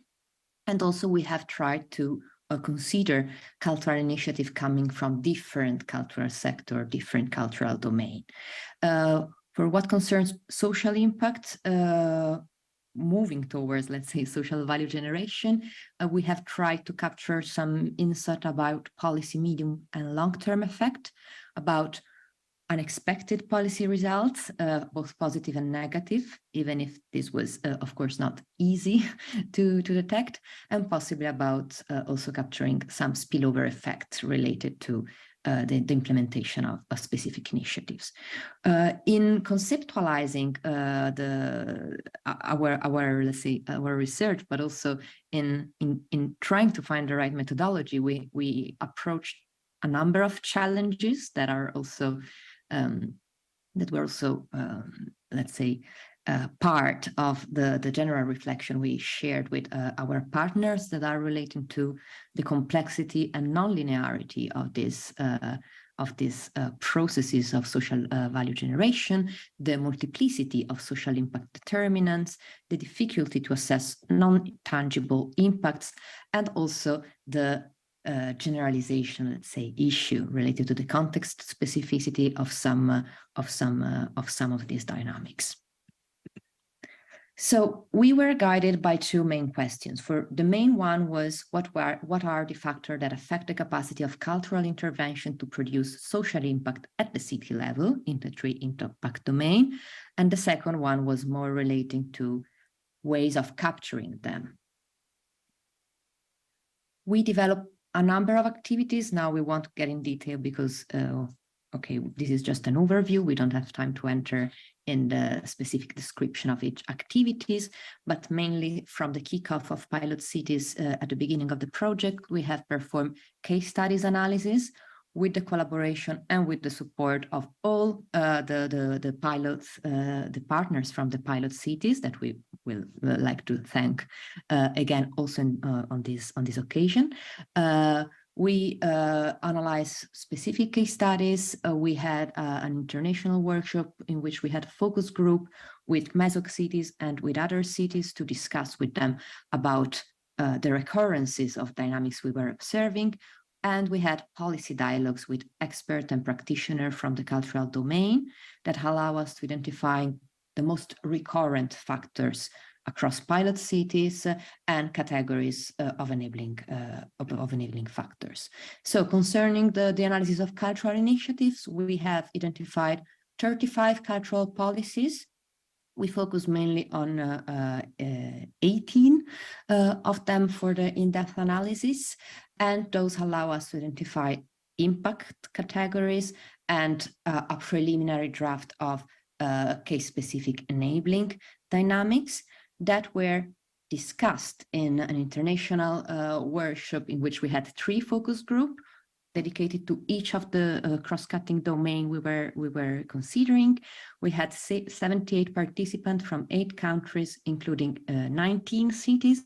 And in this occasion, we had the chance to share experience, to establish the base, let's say, for the policy dialogues, to identify and discuss enabling factors, and also to identify dynamics that were not so common. Not so common across the cities that participated. We had then 45 in-depth interview. There were policy dialogues, pilots organized in different forms. Sometimes they organized a local focus group. Other times they engaged cultural operators and local policymakers in specific interviews, asking them in their context, which were the factors affecting the generation of social impact. And this has allowed us to identify the most recurrent enabling factor, make some hypotheses about the generalization based through the analysis of text derived from the interview, and align with the convergent model. Now, which were these enabling factors we were talking about? We have identified some, let's say, 5 main clusters that were labeled and relabeled along through the development of the whole project in the direction of moving towards the convergent model. The one you see here are the final one. We consider network change in terms of transformation of networks and relation at multiple levels across sectors, also including the hybridization of the cultural sectors with networks that traditionally belong to the impact domain, like health system, urban regeneration sector, or social cohesion one. Another one is market responsiveness. That in our case we're focused on an urban dimension. So concerning the mainly resources and infrastructure that were made available at the local scale, public policy sensitiveness, symbolic reactiveness, and learning and awareness. I will now try to go a bit more in depth about these 5 categories, but before we also have identified together with the University of Valencia a 6th determinant, let's say a 6th enabling factor that was referring to spatial intelligence. We consider that cultural-led process not only have spatial implication, for example, in the use of space, but they the capacity of cultural initiatives to generate social impact also are affected by ways of conceiving, using, and living in the space. So, for example, these refer to awareness about spatial dynamics and social spatial needs, or about sorry, the capacity to connect and create synergies with broader urban dynamics at the city level, all to consider the extent to which this initiative might generate risk associated, for example, to gentrification, as the one that were mentioned before. But this category was cross-cutting, let's say, across the different initiatives we were considering. Concerning the other clusters, we have defined the cluster as associated to some dynamics that were recurrently emerging in the interview, in the policy dialogues, so that were common to more than one case studies. Concerning network changes, an important role was attributed to political recognition and support from policymakers at different scale. The emergence and consolidation of collaborative schemes, especially the one hybridizing cultural practices with other sector activities, let's say, were having a relevant role in the generation of social impact in the context analyzed. The involvement of external experts and professionals, and also the capacity of cultural policies and practices to synergize with other mainly local initiatives.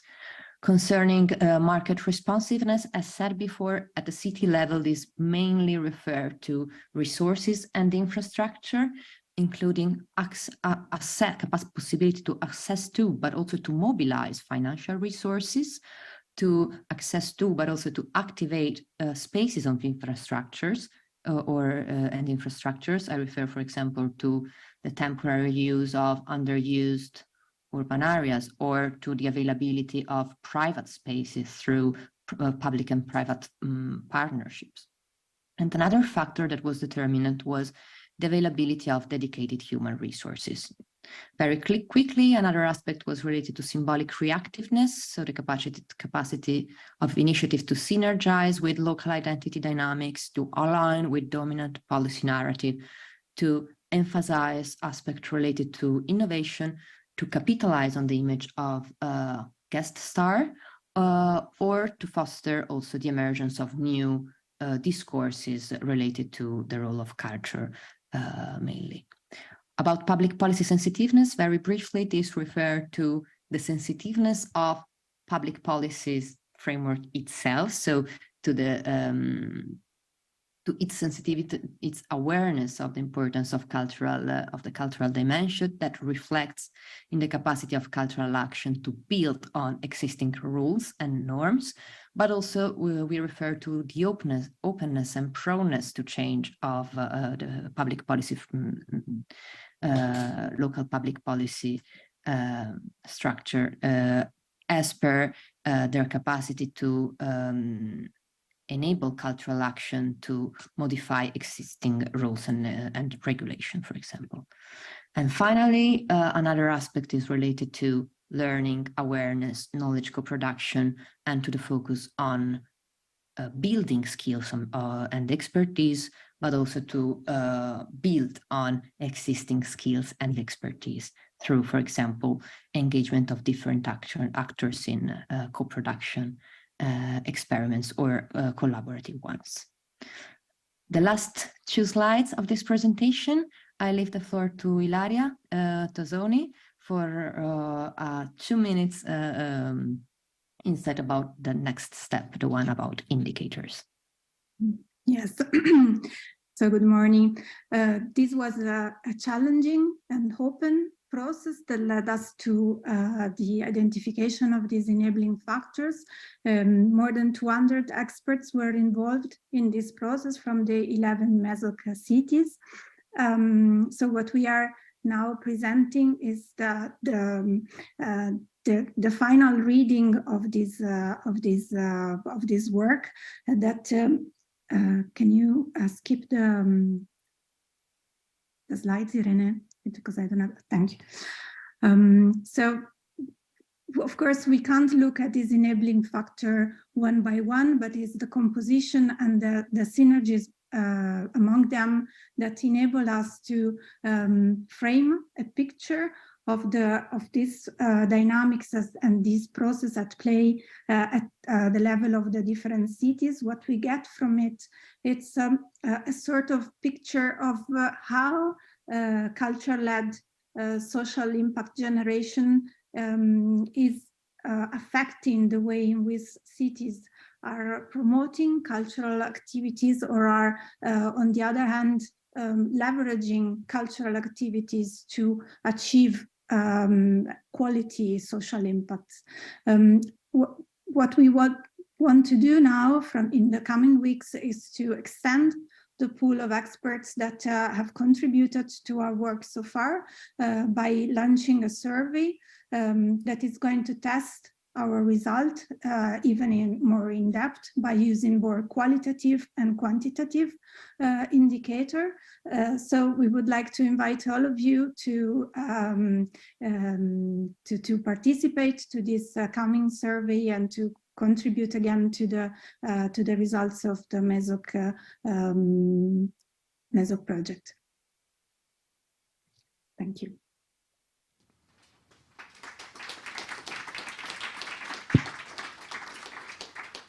Thank you, Irene and Ilaria. And now the last but not least participant in this panel comes from the University of Barcelona. I invite Professor Luis Bonet to the floor. He will let us know about the activities that are now ongoing and will be finalized soon to give a sort of validation of what we are presenting today. And in this process of validation, there has been already the engagement of huge numbers of experts through the so-called Delphi methodology. The floor is yours, Luis. Thank you for being here. Thank you very much. I will try to. So it's a pity that Giada Calvano is not with us, but just for the same reasons that our Italian colleagues, she was not able to reach Paris today, and also other members of our team that for different reasons can't be here. So it's a pity, but in any case, they are online, which, thanks God, the technologies helps us to be connected. So what I will present now is the research that we have been done. As Pau Rosell said, is we focus on the micro level, so in cultural operators, in cultural organizations, and how cultural projects could make societal change in the 3 areas of our MESOC project. So that is what we have been doing, and we have been using different, oops. Okay. No, thank you. Sorry. Okay, yes, thank you. So we have been using different sources of information and research methodology in order to get our results. First of all, we started with analysis of the literature. As Pau said, we collect a huge amount of literature in order to understand from empirical base how had been analyzed, which kind of impacts have been measured from very specific cases. We also use a lot the city pilots case analysis that Irene and Ilaria just explained it. We take part of this, and I must say that it was really useful to go deep on real cases in order to analyze and to be able to get from the floor the situation. And finally, we use this Delphi methodology, which allows us through 3 different levels, first questionnaire, a second questionnaire, and finally an expert group discussing all the results in a meeting that we got in Athens last May.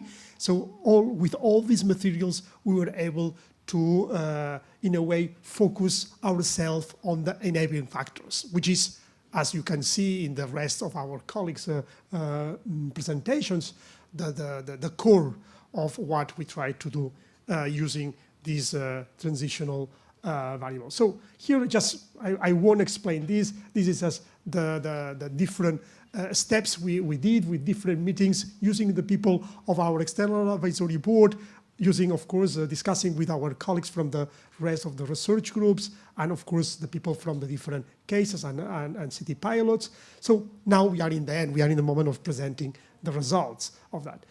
In the Delphi, I want to say that thanks to the generosity of all the people that took place on these interviews in these questionnaires, we got 87 professionals.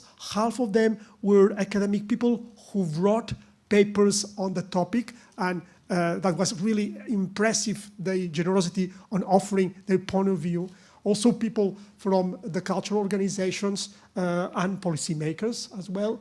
So here just, I won't explain this, it's too complex, but these are part of the results where we were comparing the typologies of strategies with the typologies of social impact, trying to see from the point of view of the experts what were the most relevant. And of course, and later we started working on the prioritization of the enabling factors. What are the most important? Because finally, we have a very long list, not only of transitional variables, but as well of the proxies who could help us to measure these transitional variables. So that has been something very relevant in all the process. So that are some of the recommendations that the experts, and Annalisa is here, was one of our experts, the people from our twin, the sisters projects from the same Horizon call were also in Athens helping us in analyzing and giving advice on our work. But finally, this is a little bit the result. You saw this picture before because Pau explained this in the Convergent Model. But what we try to do here, as I said before, we focus ourselves in the cultural projects. So how cultural projects that looks to get some societal impact, how are able to develop, and what are the enabling factors. So as you can see here in the red circle, we have the cultural project. In the arrows, in the round arrows in yellow color, we have all the exogenous aspects, the contextual elements that could influence, so which kind of enabling factors comes from outside the project. And in the right side of the screen, you could see the different typologies of impact in the 3 areas: health and well-being, people engagement and participation, and urban and territorial impact. So that's a little bit the focus of our project. So now what I will do is try to just give you some information about the transitional variables we got from the analysis of all this data that we were analyzing. So we will start just with the first one, which is organizational governance and experience, which is something really very relevant. And here, as you could see, we saw different subfactors and as well some different transitional variables. And from each one of these transitional variables, we tried to get proxies that each one of the projects have to choose which one of them are useful or has sense, because it doesn't exist the same for everyone. They are not universal. And in order to build indicators, you need to be sure about, in your own context, in your situation, which one of these proxies you could use in order to build the indicators. That is part of our job. So here you can see, I won't go explain all of them because it's quite hard and there is a lot of work behind. But here, for instance, you have the enable factors connected to human resources, to financial resources, to material resources. So how important is the level of staff education, the in-house staff training, the staff reputation and experience, the process of staff recruitment, or the staff retention, etc., etc., etc. So all of that are transitional variables, enabling factors that allows projects to get better effects, which is what we tried to measure. So I won't stop here because you will have in any case this presentation and the document that we did with that. But as you can see, it's a very long list of transitional variables. Even though our experts say, oh, you have to reduce them, but it's in a way we thought it was impossible. We decided it was better to offer them to the policymakers and to the cultural operators in order that they choose the ones most useful in their own cases. So that's why we decided not to censorize ourselves in order to have this. And here you can see, for instance, I just use an example, the example of human resources. You saw all these transitional variables I just read to you before. And here in the right side, impossible to read because it's too small, the letter is too small, but you have all the proxies. And you can use these proxies in order to build indicators. And that's a little bit the idea. So the idea is try, and I just taking now one into account, for instance, the one of the role of staff with responsibilities according to different social and cultural background. So, and we can start with very basic indicators. So the percentage of geographical origin of the total staff and how it is changing all over time, or the percentage of women staff over total, or the increased diversity of the staff composition over the last 5 years. These are very simple typologies of indicators. We have to take into account the data availability. It's not always easy to have this information, especially for policymakers when they have to choose among different projects, or the relevance of the different data available, or the territorial context.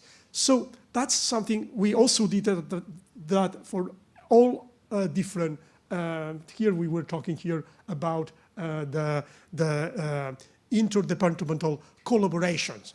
Is the cultural department collaborating with the social department, with the health department, with the economic department, with the urban planning department? So that as well could be an enable in order to develop better projects. And that's, I think, that's the final slide where we try to think about this building process, the building indicator process.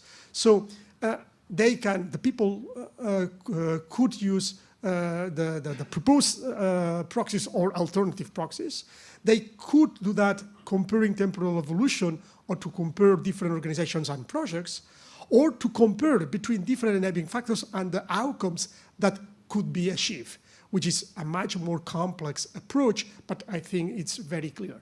So the issue is how the different stakeholders interpret the frameworks depending on their own objective, their own context, and their own interest.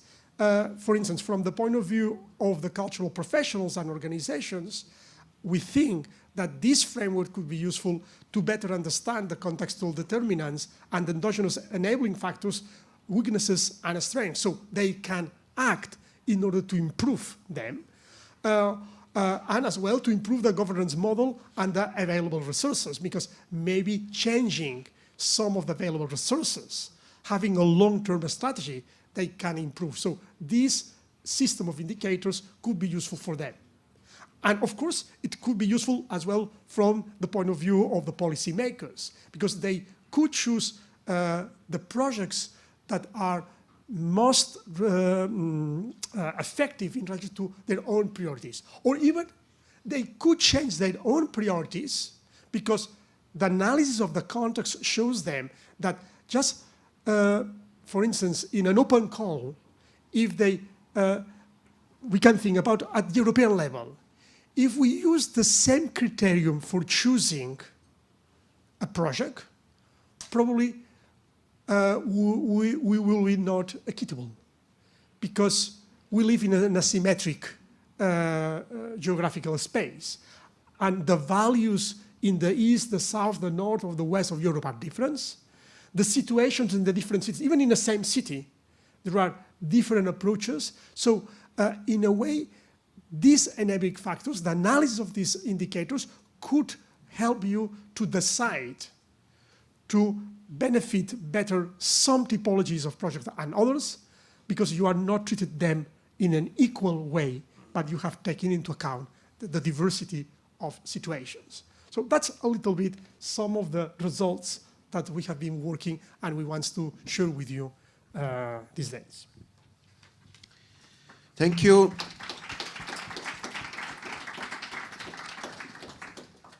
And this marks the end of the first panel. Now, according to the agenda, we have a coffee break.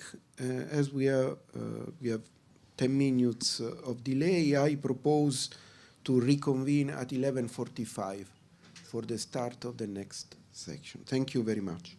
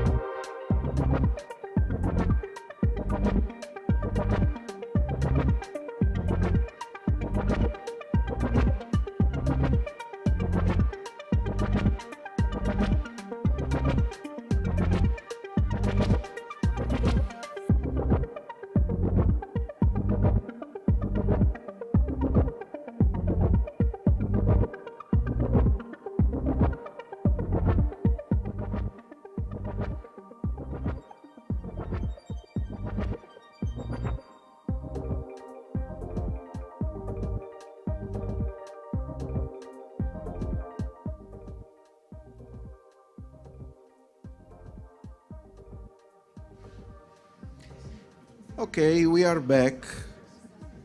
Now is the time of the second panel, and I will ask again Professor Bonet from the University of Barcelona to join me here to present some of our resources, which, as I said earlier, I expect you may be interested in consulting through our own sources, including our project website, which is mesoc-project.eu, and the social media we have with us.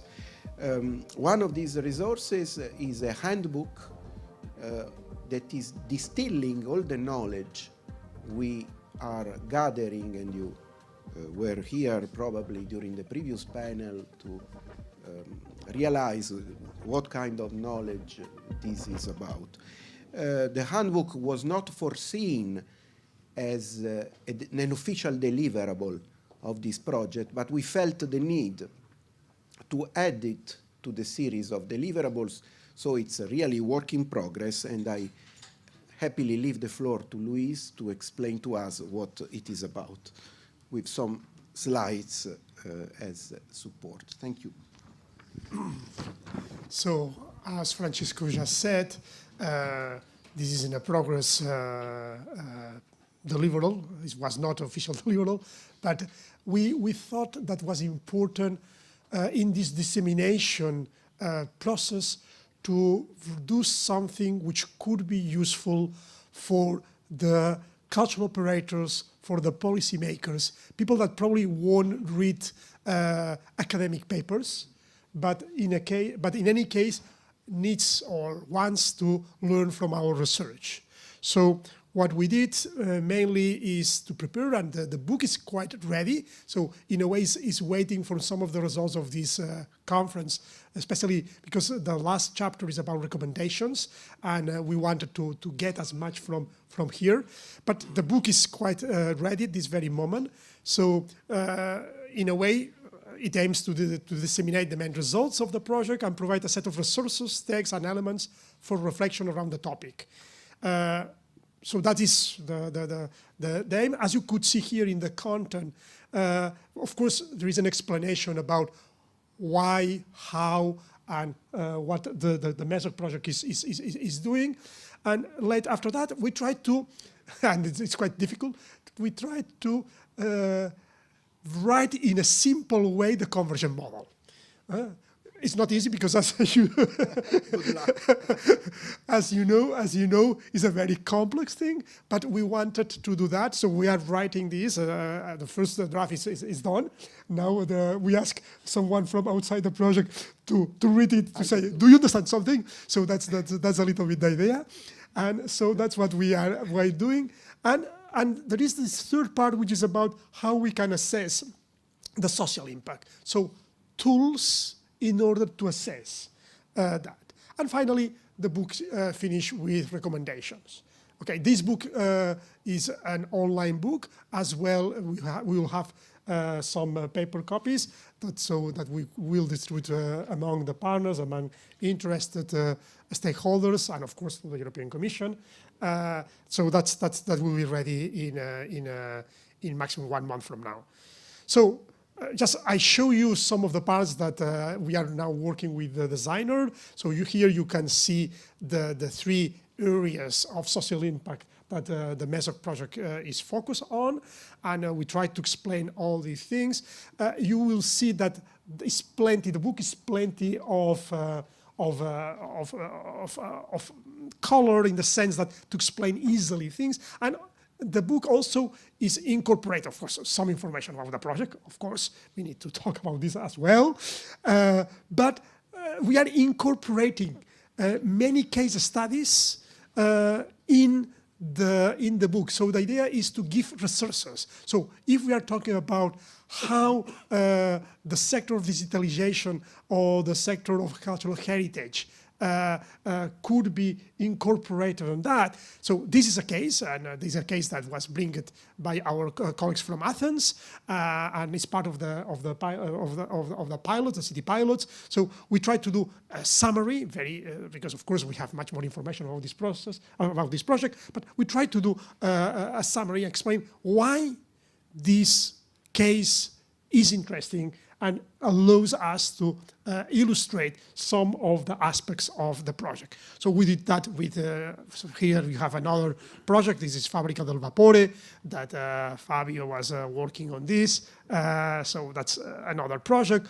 Or Receta Cultura, that our colleagues from Valencia worked on this. So we try to do this synthetic explanation using the cases to explain better the different aspects.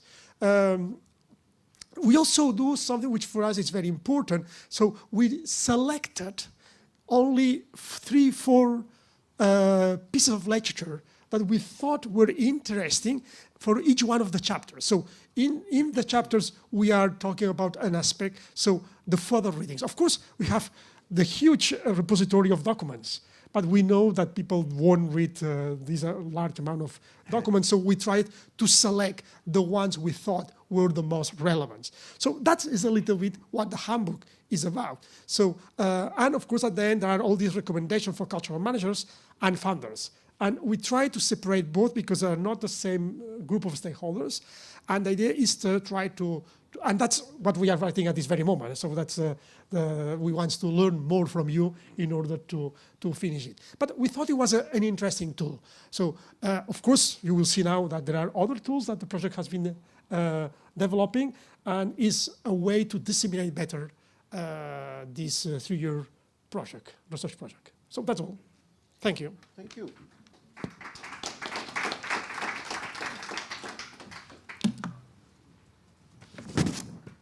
So, as you can realize, we are welcoming comments to this approach. So in case the people in the audience may have any remark, now is the time to share.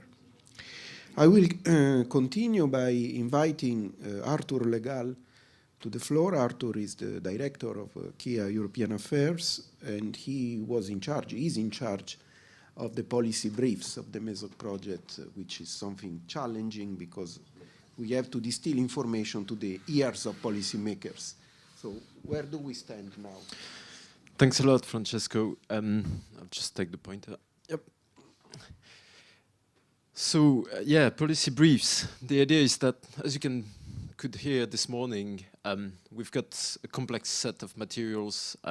It's not necessarily always easy to explain that, especially to policymakers who are not all specialists in the measurement of the social impacts of culture. Nevertheless, we want to make the knowledge of MESOC as accessible as possible. Now, where do we stand? What's the aim here? First, it's to articulate the various results achieved by MESOC with the practical implications. Those practical implications are, I would say, twofold. One is to the sort of key ideas in terms of direct uses, the use cases that can be developed out of the MESOC tools, research, and all the findings developed throughout the project. The second one is the policy implications. What does MESOC mean in terms of results, in terms of for policy making? What kind of recommendations can we draw from the results achieved?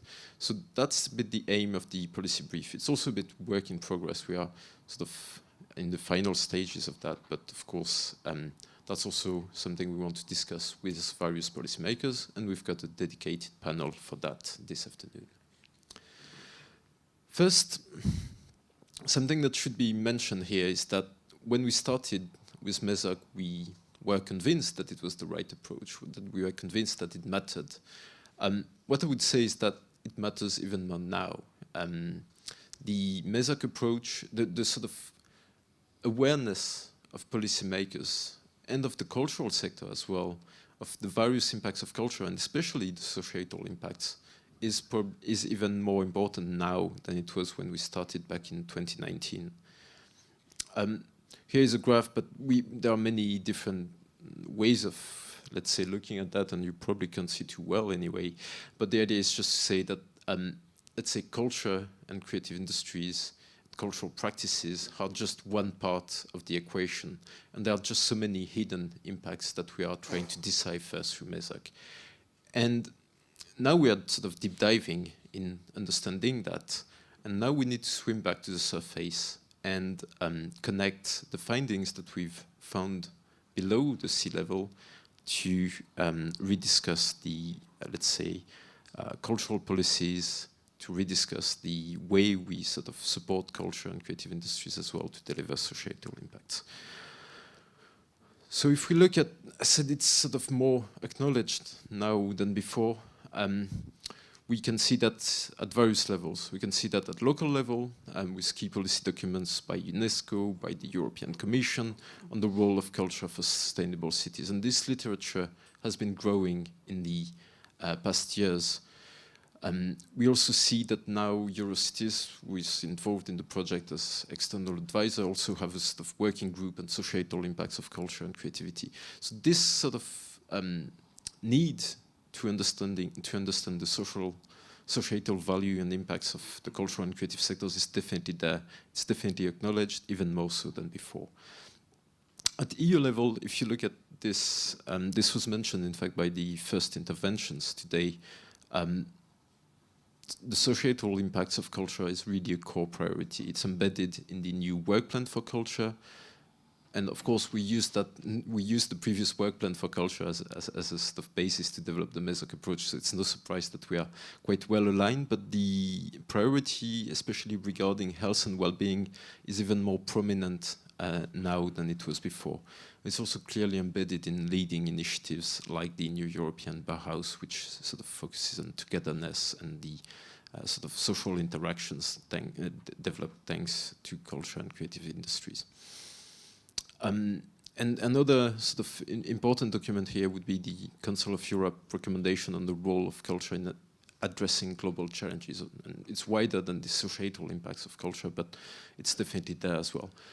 So what we have here is, since we started MESOC, we haven't been the only ones working on the topic, and it means that what we are doing is relevant and it's timely as well.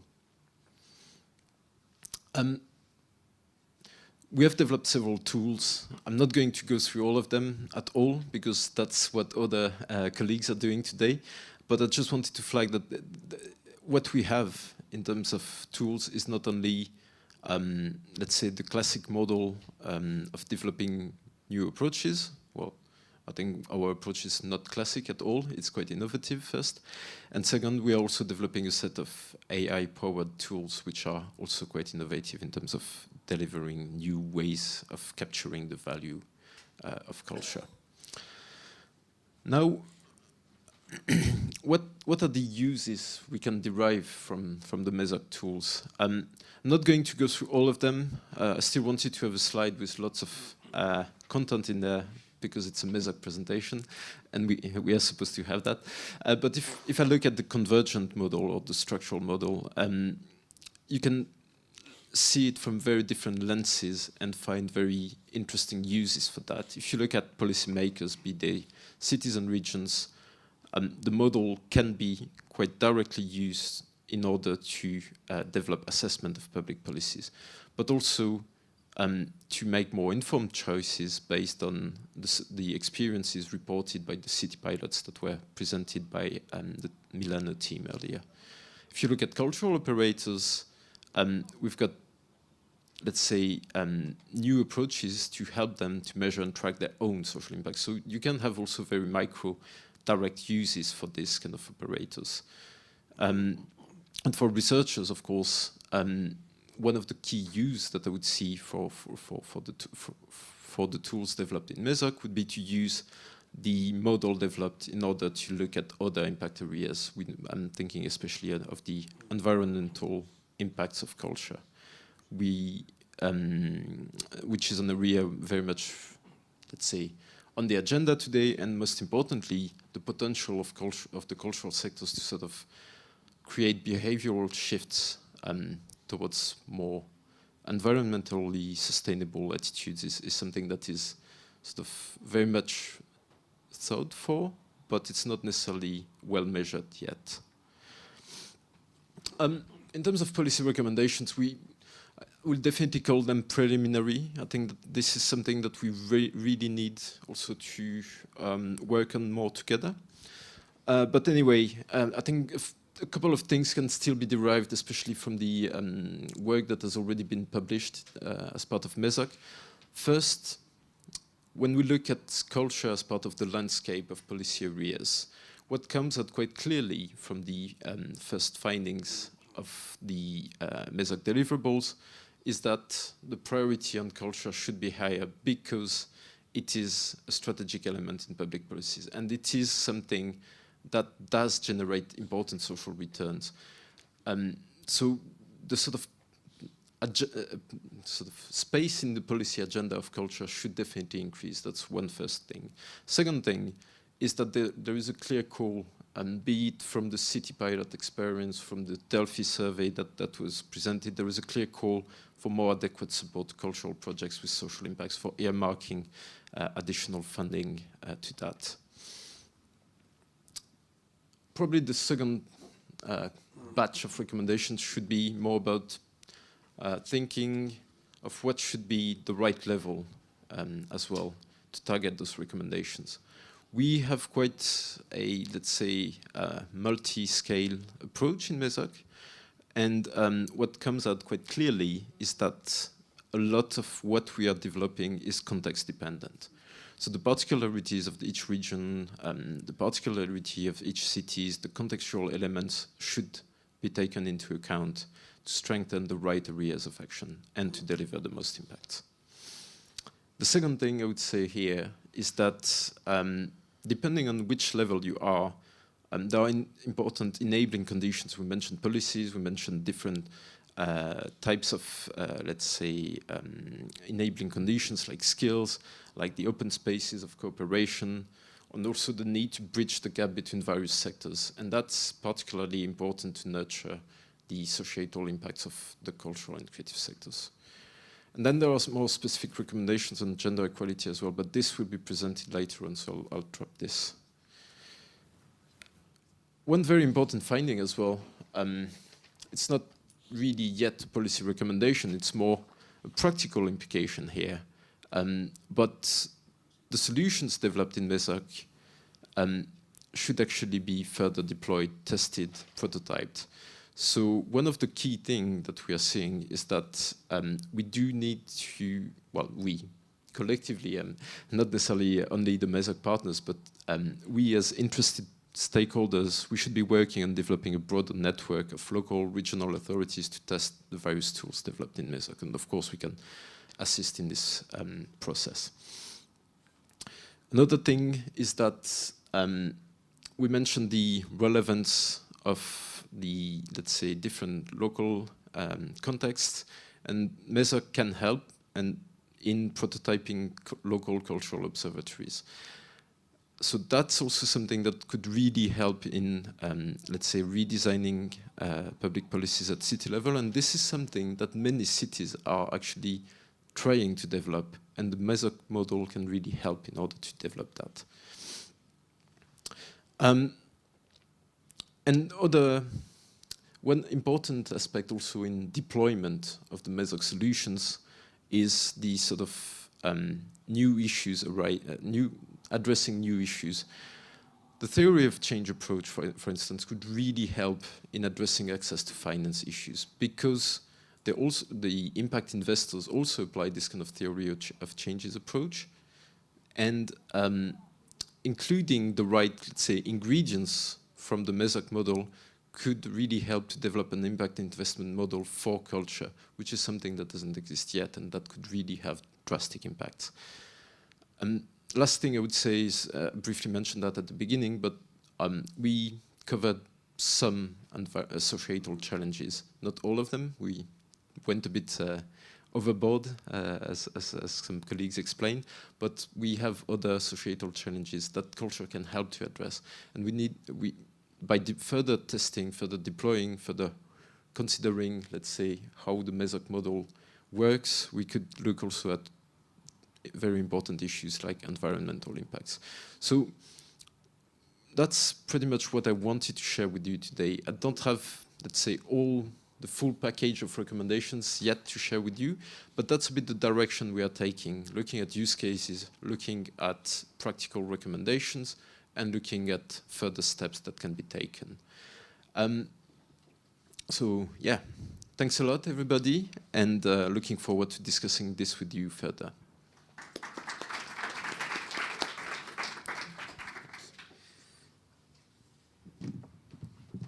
Thank you, Arthur. And now let's move to the next panel. I think we have two speakers here, so you can come and I will leave you, the two of you.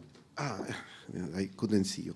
So let me introduce you first to Borja Abril and Sandy Girardi. Both are researchers at the University of Valencia, and in the context of the MESOC project, you have developed an original and innovative analysis of the gender dimension in the cultural and creative sectors. I think you can go on without further. Thank you. Take the two seats. Thank you, Francesco. Thank you.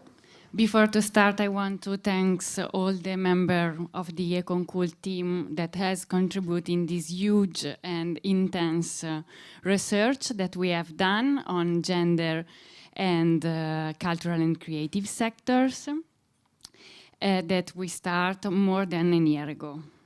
So, oops. Okay. As we all know, gender equality is becoming more widely acknowledged as a goal within the cultural and the creative sectors. But anyway, the women that are actively involved in the CCS are still far from have the same rights and the same career chances as their male colleagues. So this calls for urgent and equality policy intervention, and such a measure and initiative should be driven on the objective knowledge that is currently that we have at this moment. So,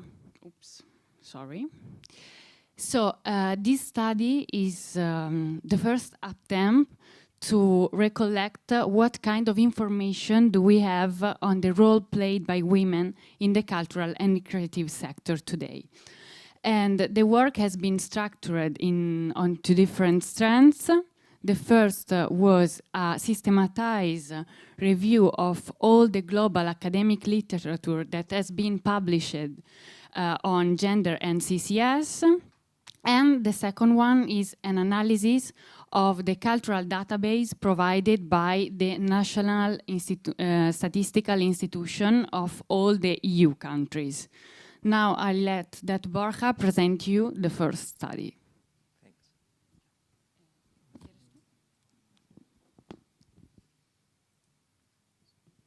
Okay, so for the literature review, searches by title in Web of Science were run using one gender term, either gender, female or women, and then a cultural term. The cultural terms that are on the table are taken from the European Statistical Systematic Network on Culture, the ESNet.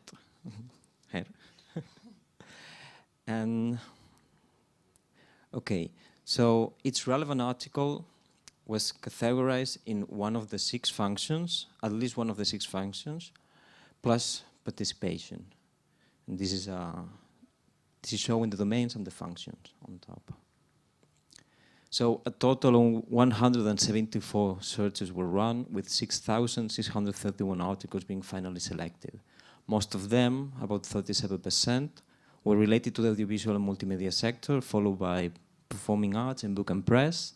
And on the other extreme, arts and crafts only amounted for 0.41% of the articles, with architecture, heritage, archives, and library oscillating between 2 and 2.5% each.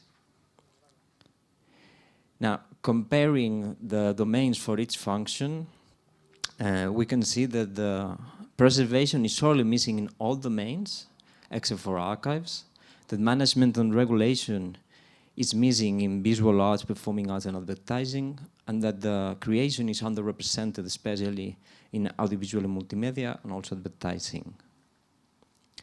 And considering the overall temporal evolution, the first article was published by 1957, but 10 years had to pass for this trend to really start to develop.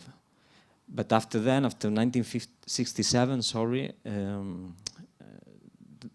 the publication rate grew exponentially. So multi-decadal comparisons every 10 years show this growth. So every 10 years, the number of publications at least doubles. But it's also interesting to compare these two graphics because on the left there are the domains, on the right there are the functions. So as time goes by, it is becoming a trend for articles to cover more than one function. So they are increasing in complexity, which is interesting because it gives an overall perspective. So returning to the overall publication by year, but now disaggregated by the different cultural domains, we can see that audiovisual and multimedia and book and press have recently taken even more off.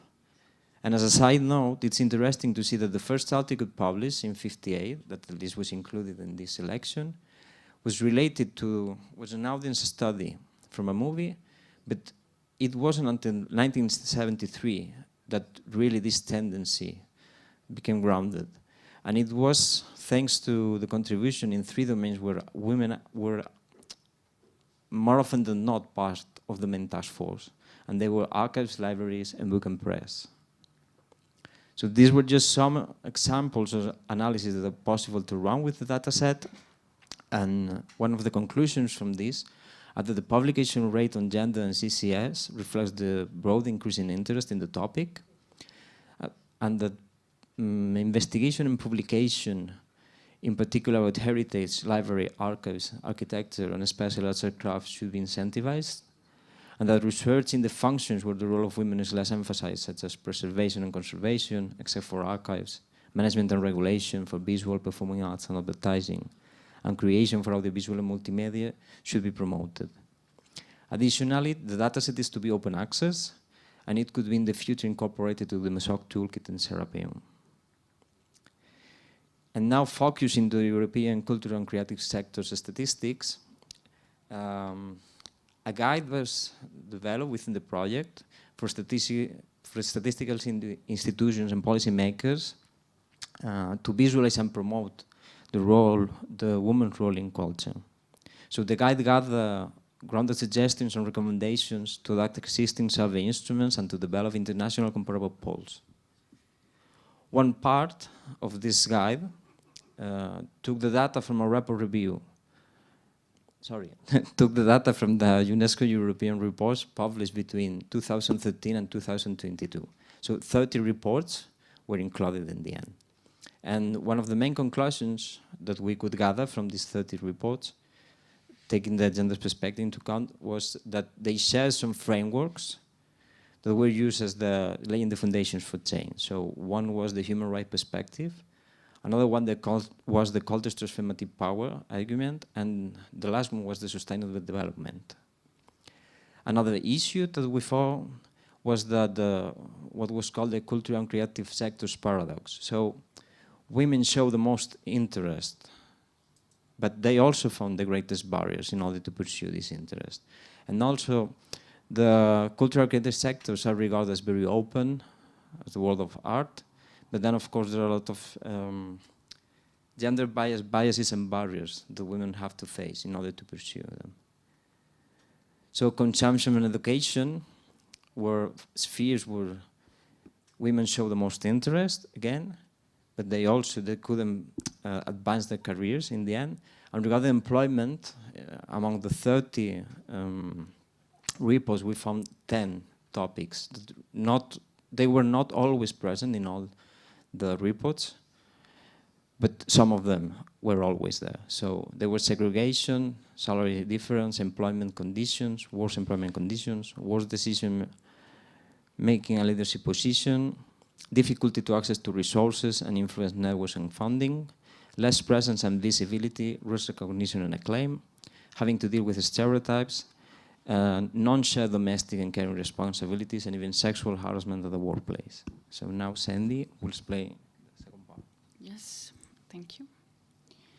Okay, to identify the gender gaps in the CCS European statistics, we consulted the website of all the national statistical institutions, and we collect a database of 536 official statistics that about 13 different topics concerning both social and economical aspects. And for all these statistics was verified the presence of sex disaggregated data. The results show that the European cultural and creative sector statistics are not systematically disaggregated by data. Only Spain has sex disaggregated data in almost the official cultural statistics. This probably thanks to a law that was introduced in 2007, the law for effective equality between women and men. And in this law, there is an article that specifies that for all the surveys that are carried out in the country, the sex disaggregated data has to be present. In addition, another things that we note, it was that not all the EU mandatory national statistic has data disaggregated by sex. Analyzing the different domains that the EU cultural and creative statistics are covering, we saw that there is a lack of gender disaggregated data in that one concerning the international trade of goods and services and the cultural and creative enterprises. And also, even when statistics present disaggregated data for the gender variable, is difficult. It's not always possible to make a comparison because there is not a common method action. So, for all these reasons, what we recommend at policy level is to establish an European level guideline urging the member state to introduce a gender equality law, as Spain has done, that includes the adaptation of the statistics, to require a gender disaggregated data for all the mandatory statistics, with particular attention to the cultural and creative enterprises and international trade, and to establish an independent European observatory for the CCS statistic to harmonize the methodology of the collection of data, and also to set up a joint working group of experts of gender and statistics who can advise on how to introduce the gender variable into the more complex survey, like, for example, the international trade. And also to empathize and promote the inclusion of further socioeconomic variables susceptible to intersecting with gender that aggravating and complicating disadvantages, exclusion, and inequalities. Thank you very much.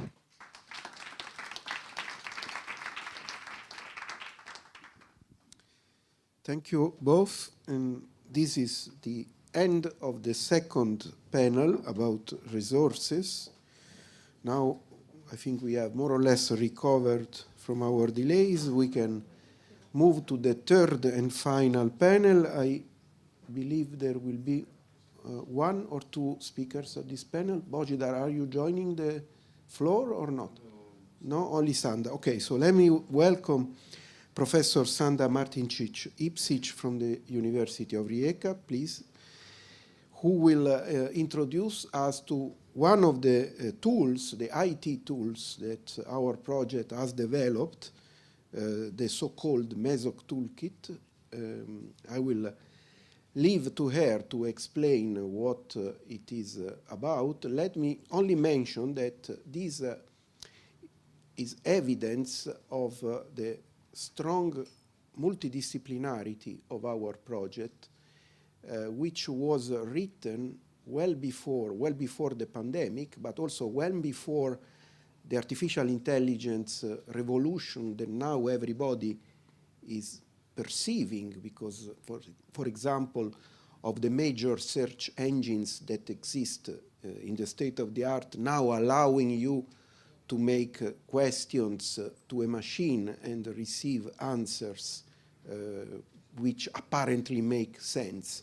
When the project was written, the idea was to use some tools, some methods from artificial intelligence that Professor Sanda will explain to us, to gain knowledge from what was already written and therefore available in the state of the art regarding the societal impacts of culture. So we were aware that the topic was not unattended by previous speakers, previous researchers, and also with prominent results. But probably what was missing was a systematic approach like the one that was previously presented on gender balance. And so our attempt was to go towards better understanding what is already around us, and we may not have the time or the ease to perceive very easily. The way it was done technically, I will leave it to you, Sanda, thanking you in advance. Thank you. I would like to reflect on your remark. Can you please stay seated for the benefit of No, I will camera. stand. Or stand? I will stand, but because I'm not used to sit. I should reflect on upon your remark. Yes, we are witnessing the revolution, but who is in the game? Recall how much money is in the game and who is still in the game of developing foundation models. So just keep that in mind. Yes, we are witnessing the revolution, but the very privileged revolution of who is still in the game in developing foundation models. Even big universities like Stanford, they are out of game. So this was kind of introductory remark regarding the current status. The other way around? Okay. No, sorry, you're right. So I'm going to present something that we have started 3 years ago, and it was actually two technological parts of the project that were actually kind of linked together. The first one is the document repository, where we have collected with the University of Barcelona the huge collection of really carefully selected corpus of scientific data, and then we have developed the tool on that the repository that can be served in maybe policymaker in each and every city. So how we started? We started with the core organization of the knowledge in this project. And as we have seen, we are all really much relying on the 10 cultural domains according to Eurostat. And at the other side, we have the 3 cultural pillars that are the structural model, being the health and well-being, urban renovation, and social cohesion. This kind of set up the knowledge organization of the project into the 30 cells of the matrix, so-called MESOC matrix, although we did not invite the categorization. And in these 30 cells of the matrix, we actually try to collect as much textual publications as possible, either being scientific or policy documents, and try to derive possible impacts that was probably hidden in that document that suggests which impacts can some studies have on the society. So first to the repository.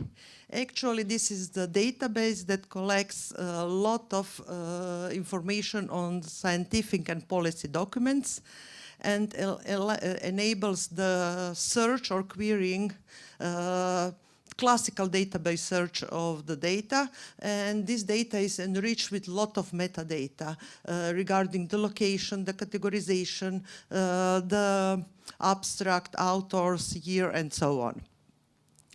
Database is available on our project site, so you can check it. Here is the situation of the current content of the repository.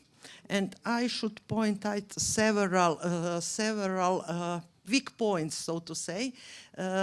In some categories, we were not able to find the data, even when all the experts collected in this nice consortium struggled to find. So mainly archives with health and well-being was not published. So if you are in the domain, here are some research gaps that needs to be addressed in the future. That was one of the problems. The second problem is, as Arthur said, we have witnessed complexity in the domains where a lot of things is not segregated into one specific team, but they are kind of complex and capturing a lot of different teams and domains. So we ended up with a lot of documents that are general, talking about many different things, but in-domain things, and many of them are nested in the several categories of this matrix at the same time. So here is the example of the MESOC repository, where you can search the data, retrieve data, and look into the details of each and every document. It's really nice and comprehensive with a lot of information included. So we use that collection to develop artificial intelligence and powered business intelligence toolkit. That actually toolkit uses natural language processing methods and some classical machine learning methods for the analysis of georeference documents. This analysis is visualized in the MESOC matrix. Here are the links, and here is the example of the map. I have a screenshot of the Europe, where you can see in blue scientific documents, pilot or policy documents are red, and pink are locations that contain both in a pilot and studies. Next, I'm showing you the MESOC matrix. The MESOC matrix is actually the representation of the same knowledge structure that I have explained earlier, and with the shade of blue, we are actually saying how much the document is represented in each category. So here we list 10 domains and 3 crossover sectors. And this is included into the web application. But besides only being the georeference visualization tool, we kind of enlarge it to be also the analytical tool as well. And analytical tools means that besides being only semantic search and geo-visualization of data, as was initially proposed, we actually managed to turn it into the tool that can be possibly of help if you want to analyze your data. How your policy document is deriving some impacts in your region or your town and so on. Also, it helps about automatic categorization into these 30 categories, and we can retrieve the data using some simple search, semantic search technologies. Semantic search means that we are not searching by the keywords, but we are searching regarding the similarity of the content that is written in it. So if we select a cell in the matrix, then on the right part, the application is capable of deriving which impacts can be retrieved in these documents, and the strength of the impact is somehow visualized in the right part of the screen. Besides that, if here I have some example. Example is of course for Rijeka. So we have selected documents for Rijeka. They are categorized in 3 different rows and 3 columns, and we can see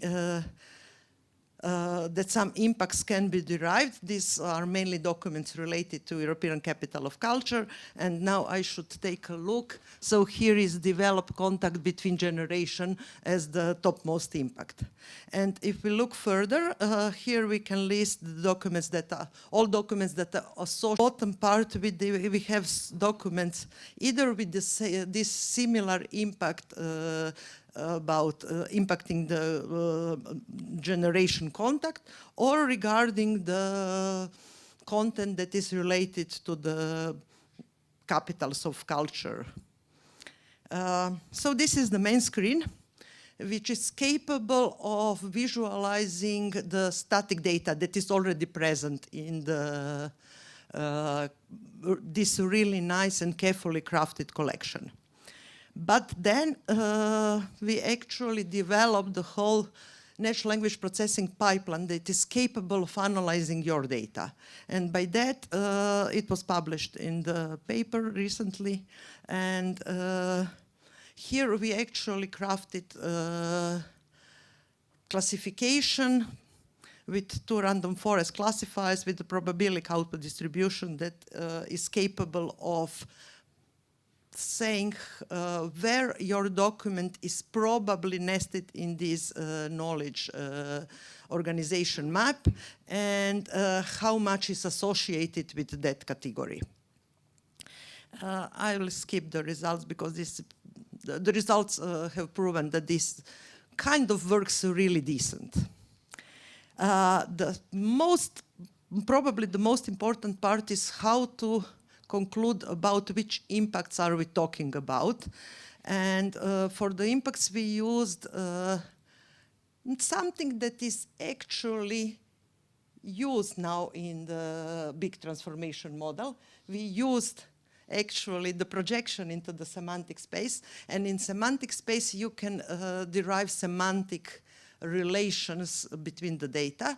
And we are actually projecting the document that user is uploading into the same semantic space where the impacts are projected, and then we are clustering the data, calculating similarity, and with that soft technique we can actually derive which impacts can be associated with your use case. I will not enter nitty-gritty details of this. It was published also last year, so details are in that.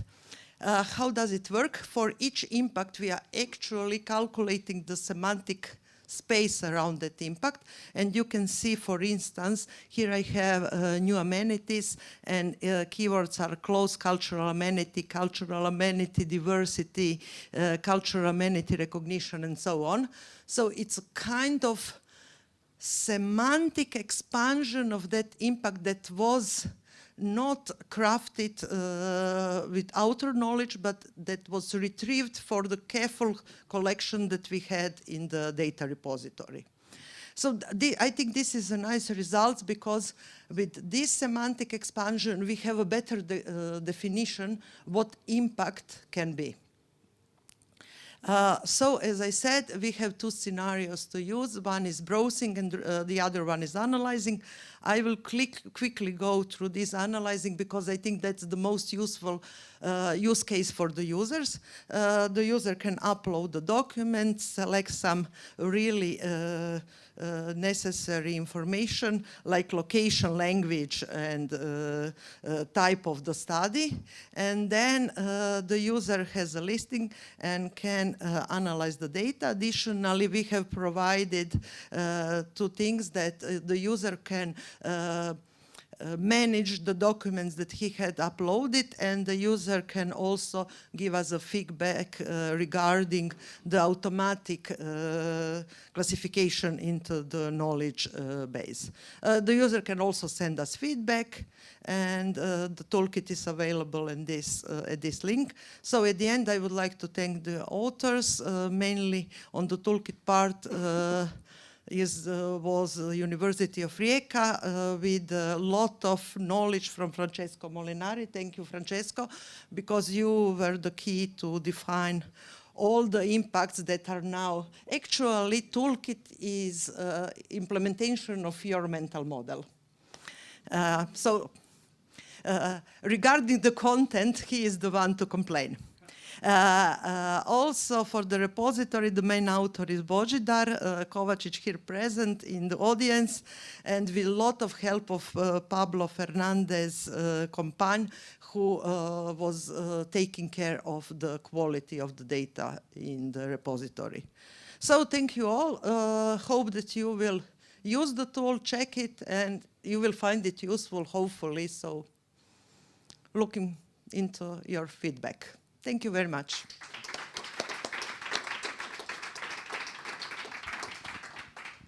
Thank you very much, Sanda. I hope you have been impressed as I was when I saw the potential for the first time. So now I ask the next panelist. Thank you, Sanda. I will be around to make questions to you again. Sandy is back from University of Valencia Concult to introduce us to the Cultur Platform, which is something we developed in the context of MESOC, building further on previous developments done outside the project, which is a platform, an application that has the ambition of measuring the impact of cultural experience. Measuring, did I understand correctly? Yes, you understand correctly. Exactly. Yes, the Cultur Platform is a tool that we developed at the University of Valencia with a specific aim to improve in an innovative manner, the way to measure the impact of the exposure of cultural experiences. As we know, as we have seen during the morning, cultural experience is the core of the MESOC project. So we start to try to find a way to measure the individual impacts of the cultural experience to understand how this kind of impact can trigger the change and to lead to the more broadened societal impact. Oops. Oh. Okay, so with this premise, we developed the Cultur Platform, that is, as Francesco was saying, a digital application that allows evaluating from a wide perspective the impact generated on individuals and their participation in cultural experiences.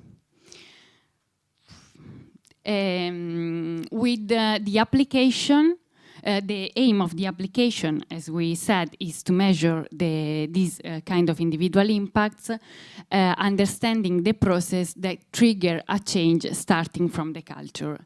And also the application provides insight grounded in solid behavioral models into how the satisfaction of participating in a cultural experience is shaped. In addition, it enables individuals to express their voices and engage in active cultural dynamics in the city, and helps policymakers and cultural managers to improve the fulfillment of their goals. Okay, on which model is based the Cultur Platform? Is a comprehensive theoretical model that combines psycho-sociological approach and also economical perspective. In fact, the model combines contingent evaluation techniques with the individual perception of impacts and also with individual characteristics. Tested the application and the model, we find out that the satisfaction is built by a combination between aesthetic impact, cognitive impact, emotional impact, identity impact, and relational impact. And also, the results show that the satisfaction is consistent with the willingness to pay for cultural experiences. Okay, yes, please, because. Okay, perfect. The Cultural Platform is built on 3 different modules. The first, the event modules, show the cultural events that are going on in one city and have the function to be a virtual cultural agenda for the citizen. The section called Profile, here we collect socio-demographic information about the users and also their preferences and their practices about cultural experience. Based on the data introduced in this questionnaire, the user will be classified in one culture type rather than another. The culture type is what kind of cultural user the user is, which kind of profile. We did like an audience segmentation. And finally, after having participated to a cultural event, the individual can evaluate it through another questionnaire that is asking for perceived impact, willingness to pay, and satisfaction, using the scale from 1 to 10. In addition, the platform permits also the introduction of other event-specific questions and modules based on the different kind of event or cultural experiences. Okay, our cultural platform could be used for 3 different profiles, for the users, for the researcher, and for cultural policymaker. Through the app, the user can keep update on the cultural agenda of the city, discover their culture type, participating in a community of cultural users, and also receive recommendations based on their preference. This functionality is not working at the moment, but is planned for the future. Okay, cultural operators and policymakers can promoting their events, knowing better their audiences based on the audience segmentation that we have done, and also understanding the dynamic of the satisfaction of each specific audience engagement segment, and measuring the impacts of cultural experience beyond the number of attendance. And also they have better information to fine-tuning their cultural public policy or market goals. For the researcher, we can study and understand the mechanism of transition between individual impacts and societal effect at the aggregate level. I have a deeper understanding of the behavior and motivation of the people who participate in a cultural event. Also to shape indicators that allow us to evaluate events and acts of culture, and also develop comparative research on cultural uses between different disciplines and also between different territories. Finally, through the app, we will collect a lot of data that will be useful also to study cultural participation from a gender perspective. Now, we have tested the application in Valencia in the last years, and now thanks to our partner from Lublin, we are testing the application in the city of Lublin. So at the moment, the application is multi-language and is translated in 6 different languages: English, Spanish, Catalan, Ukrainian, and Polish.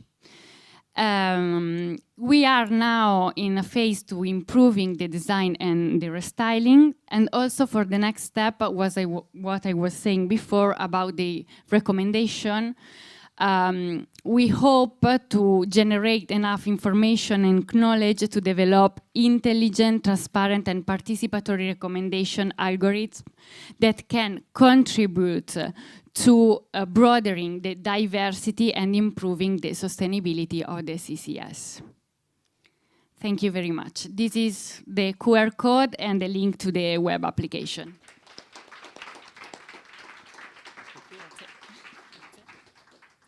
Thank you very much. And now, according to the agenda, we have another speech from remote. They are confirming to me that Professor Dragan Sisic from the University of Rijeka is online.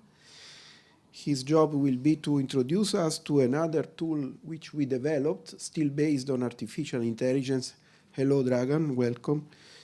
Which was not in the original plan of this project, but nevertheless, you will hear from Dragan what kind of use we can think of having out of this tool as the previous ones and the next one that we will be introducing to you during this panel session. So the invitation is really for those who will participate in the afternoon sessions to let us know how we can make these tools not only available but also useful for the target audiences we have in mind.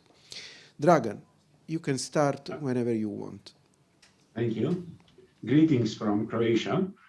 I'm sorry that I'm not with you due to the medical reasons. The Serapeum is very complex with a lot of functionality, and it is difficult to present it in a short time. So I prepared 12 minutes video that shows the basic functionalities on a real website. And I would like to give special thanks to those who tested Serapeum last month, and their remarks, especially for the transition variables, led to reprogramming and improvements that have been either already included in Serapeum or will be implemented in the next weeks, as Serapeum is work in progress. And for example, environmental impacts of arts and culture will be available next week. Now, if you can, could you put the video on?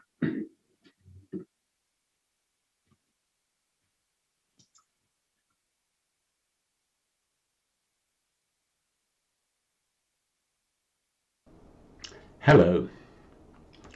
MESOC Serapeum is a project that enables MESOC consortium members and other cultural stakeholders to become acquainted with the achievements of artificial intelligence and gain insight into the possibilities of artificial intelligence through analysis of scientific papers about societal values and impacts of culture and cultural policies and practices.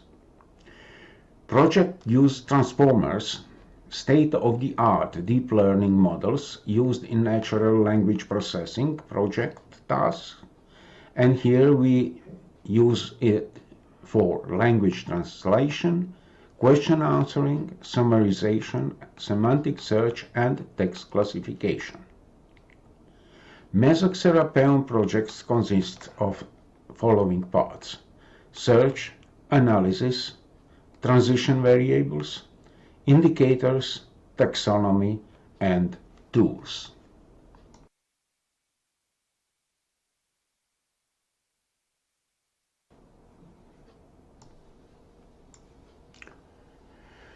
Currently, there are 578 documents in the database with more than 300,000 sentences.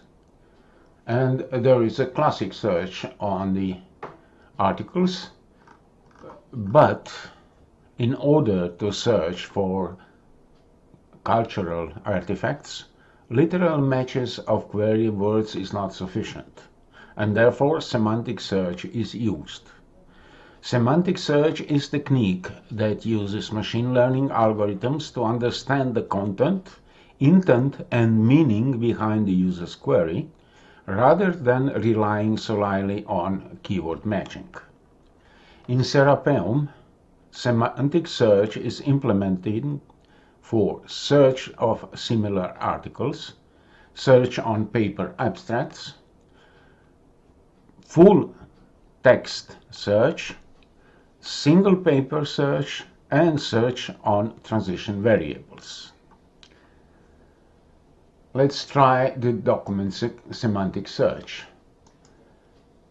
We put here what is impact of music, and we click on search, and we get 10 articles which are connected with our query. Note that the paper number 766, Exploring Well-Being and Creativity through Collaborative Position of as part of Hull 2070 City of Culture, doesn't have music in the title, but if we look at the paper, we will see that in the first sentence of the abstract there is a group music making suggestion.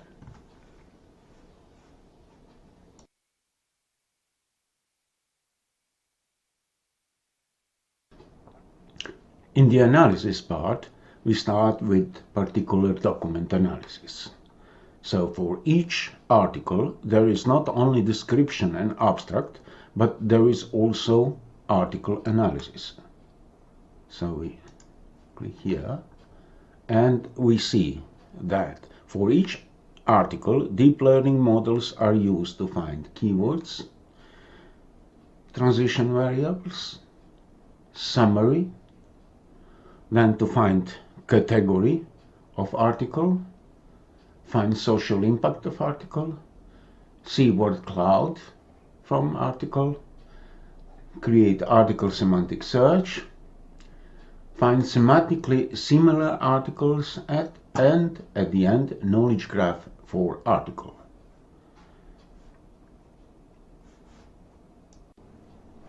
For example, we can see transition variables of the article, and if you see here, there is a conclusion, there is a reliable evidence for positive effects of music on singing and well-being in adults. Then we can get the summary, which is not the abstract. This is a summary of the sentences from the full article. Then we can find social impact of article. We see that these articles is 99.8% on health and well-being. Then we can see word cloud with the words which represent the article.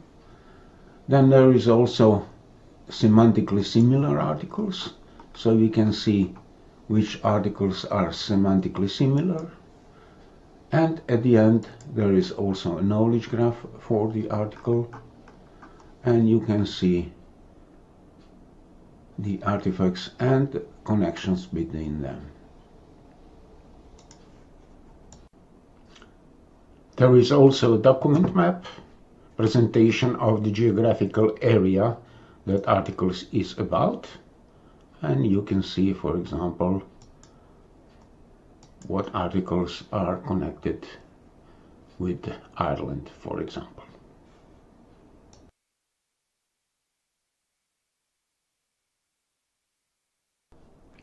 There is also document, topic and cluster analysis. First we see cluster analysis. That is statistic analysis of articles, and the text clustering involves grouping text based on their similarity in terms of content, language and context using statistical algorithms.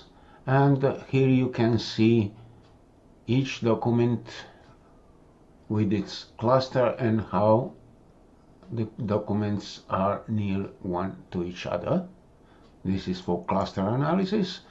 And then we have also the topic analysis, involves identifying and underlying themes or concepts discussed in MESOC collection of text. A topic model concedes exploring a set of documents and discovering, based on the statistics of the word for each document, what the topics might be and what each document's topic is, and we can see the topic analysis.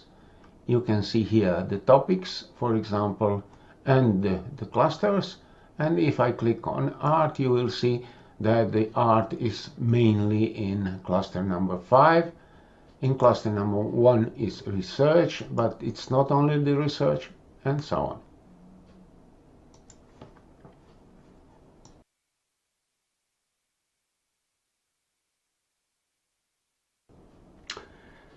Next, we present transition variables that are contextual elements which can be measured, ensuring that the cultural policy or practice under inspection is generating public value and or affecting at least to some extent the target individuals or groups. And we are extracting these data from the documents. And we are doing it using BERT, bidirectional encoder representation from transformers model, as a text classification tasks, and then we are fine-tuning it with our sample of 3,500 sentences, each on which is manually marked as transition variable or anything else. And we get these transition variables. For example, for health and well-being, we have most participants expressed improved well-being after the intervention, such as improved mood, calmed anxiety, and or a feeling of enhanced confidence. And you can see from which article this is taken.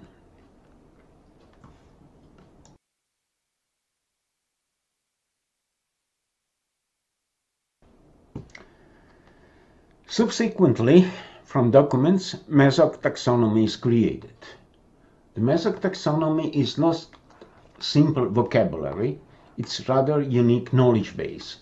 To reach metadata of links, the MESOC taxonomy provides powerful tools for knowledge creation, complex research, and structural model of the societal dimension of culture. And then we go to the MESOC taxonomy. We see all the data here, and from that we can go to the MESOC taxonomy graph, where not only the nodes are presented, but also the links between them. So if we click here on singing, we will see that the singing, it has a description here, Wikidata reference, semantic view, art and architecture reference. Then we see that it is the superclass of choral singing. This is the subclass of performing arts, and we can see that singing reduced anxiety, singing improves emotional well-being, and so on. And here are the documents which where this is written.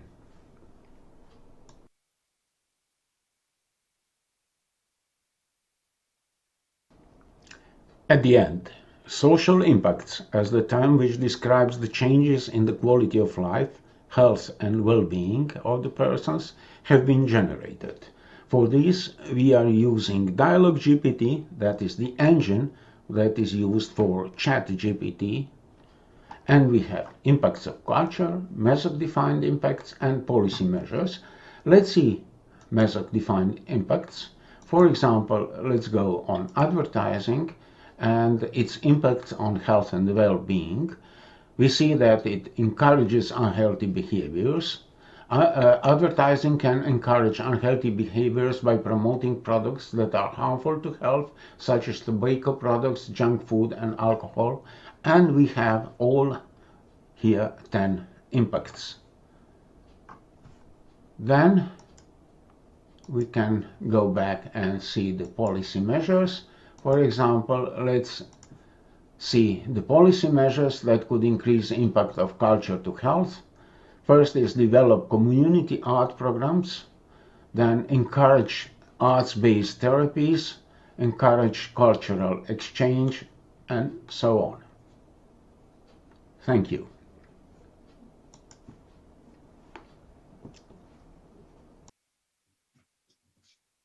Okay, that was it. Any questions? Thank you, Dragan. We will be in touch. Thank you for joining the panel. Now I will move to the last but not least presenter, Jordi San Juan Belda from University of Valencia, who has to present a regional European dashboard to estimate the societal impacts of culture and creativity at regional level. The floor is yours. Thank you. Yes, well, I'm going to present the tool SICCRED, which is a European dashboard for societal impact of culture and creativity. Well, as you all know, there's a growing interest in cultural and creative sectors as a potential vector for economic growth and societal well-being, both by policymakers and also by academics that have shown growing evidence of these impacts. But there is still a need to quantify most of them, and also to find transition variables and confounders that could explain the path of these impacts, which is indeed one of the main objectives of this MESOC project. In addition, there are new methods of artificial intelligence and machine learning, as we have already seen, that make it possible to answer such complex questions like never before.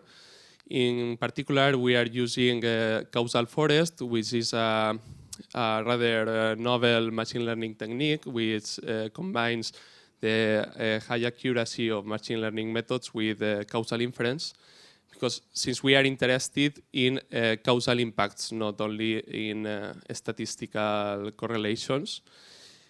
And so the main objective of SICCRED is to identify, model, and quantify these impacts of cultural and creative sectors on well-being at a regional level.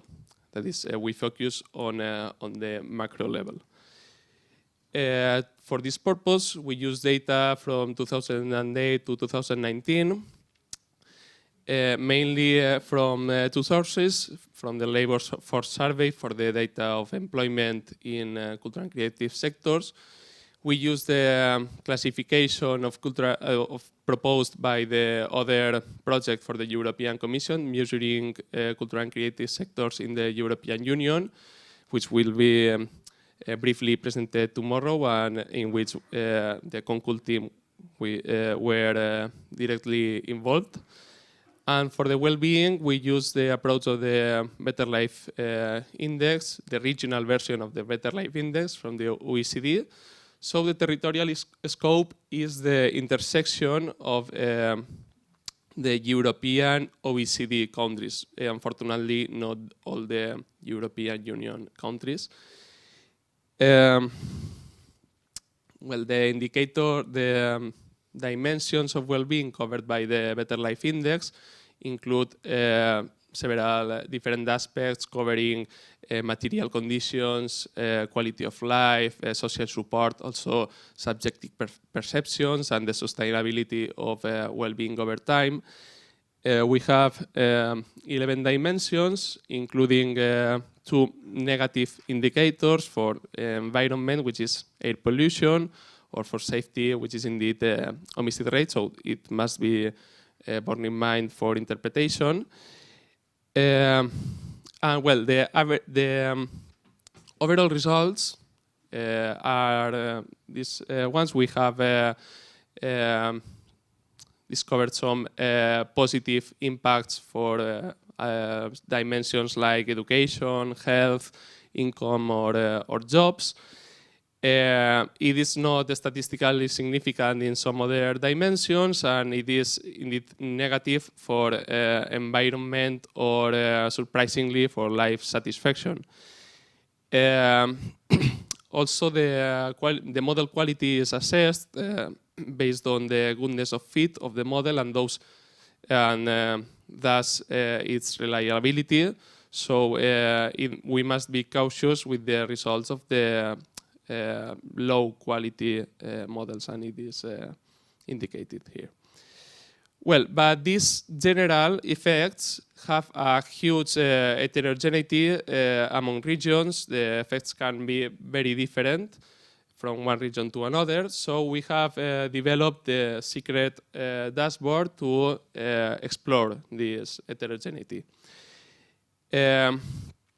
Well, after a brief presentation of the platform and its background, you can select a region, for example, in this case, Upper Normandy.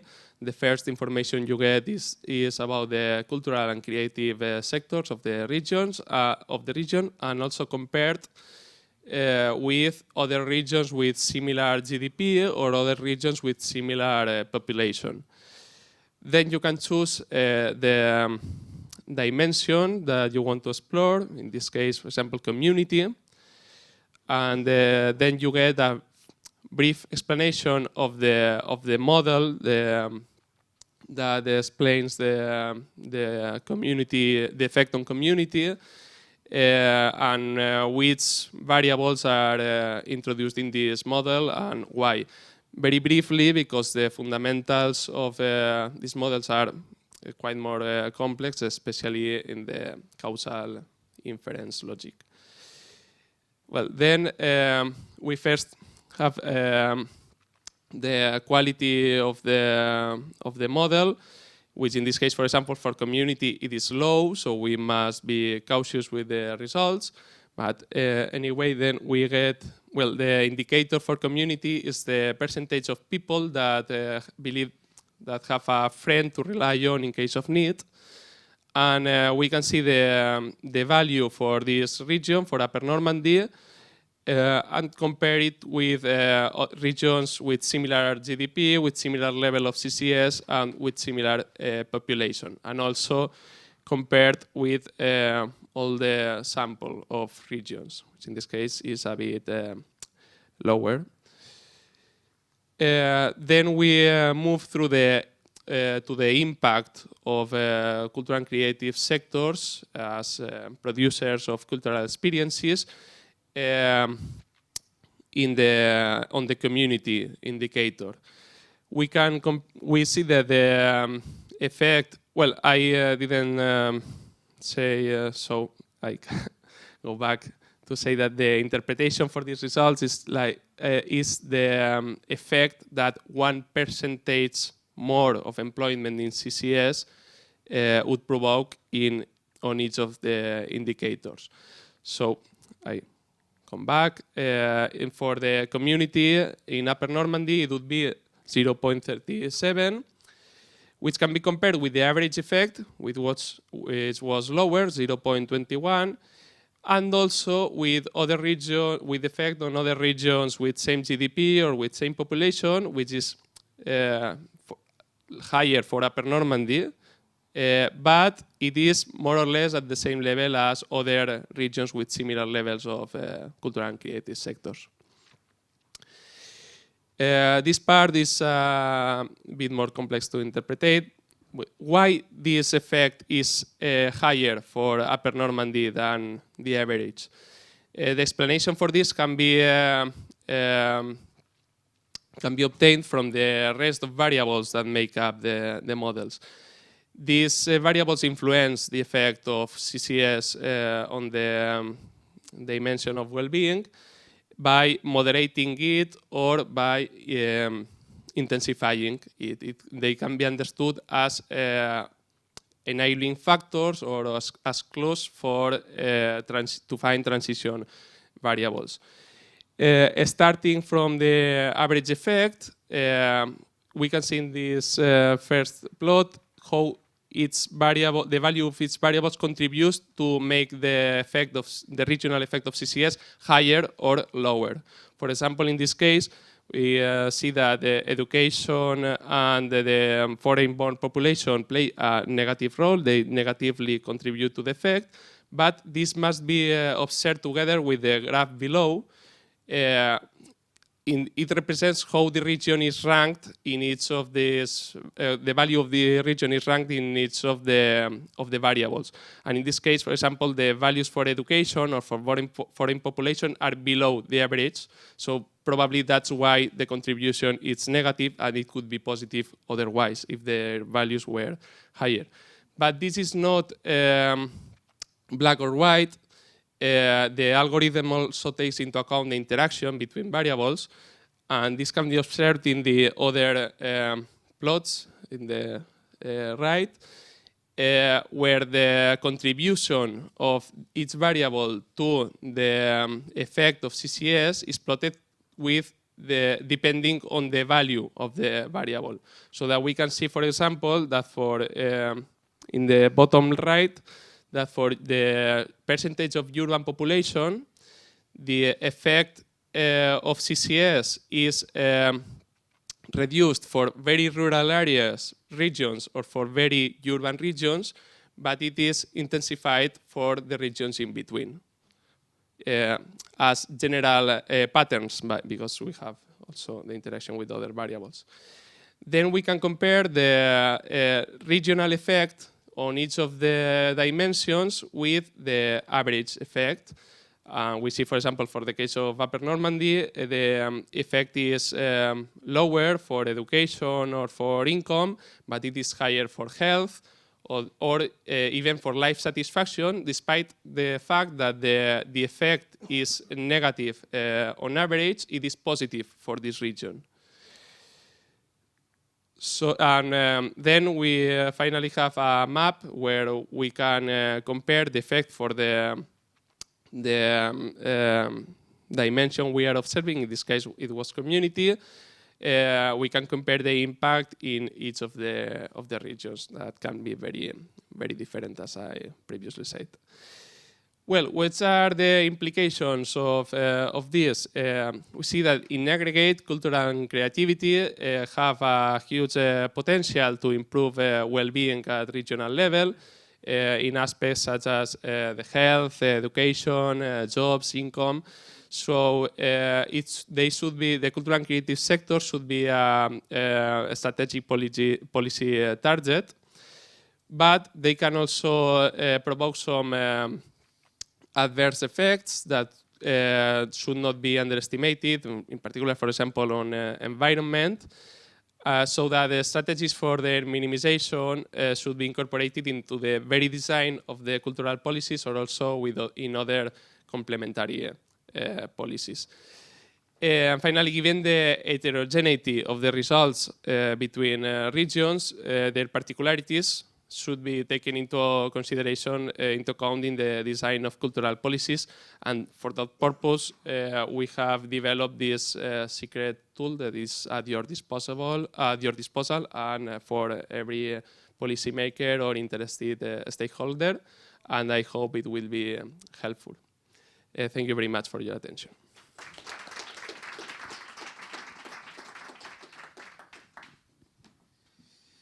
Thank you. We have a question. Wow. Okay. Merci. Really nice result, because I saw that 6 months ago in infant stage, and now I think the results are really nice. My question is, can you return back to the map? It seems that you don't have data for the Croatia, Bulgaria, Romania. How is this the case? Is this the case? Because also Hungary is missing, I think. Yes, because the data is only, as we are using the Better Life Index from the OECD, the data is only available for the OECD countries, OECD European countries. Okay, how will you mitigate this? Sorry? How you will mitigate this? Will you be able to collect the data and to include, to have the broader perspective on the whole European Union? Well, there are some indicators that can be collected for other countries, and it can be further developed in the future. But there are some other indicators which I'm not sure if they are available, but maybe some alternative sources should be explored. Yeah. And yes, unfortunately, we do not have results for these other European countries now, but I hope we could. Yes, I know it's not your fault. I think that Yes. here we are witnessing the problem that countries do not provide the open data for the research. So that might be the case in this. So it would be really nice to see the big picture, but nice work anyway.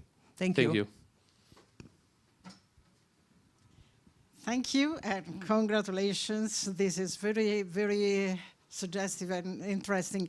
I jump in the same line about data, because what could have happened if instead that the only available data that is employment in the CCS, you had the rate of cultural participation?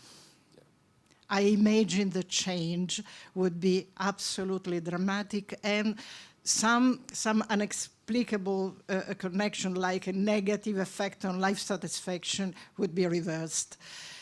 This is precious also I mean, is not less precious, because you should insist among the results of your exercise that we need to improve the amount, coverage, and quality of data in this area.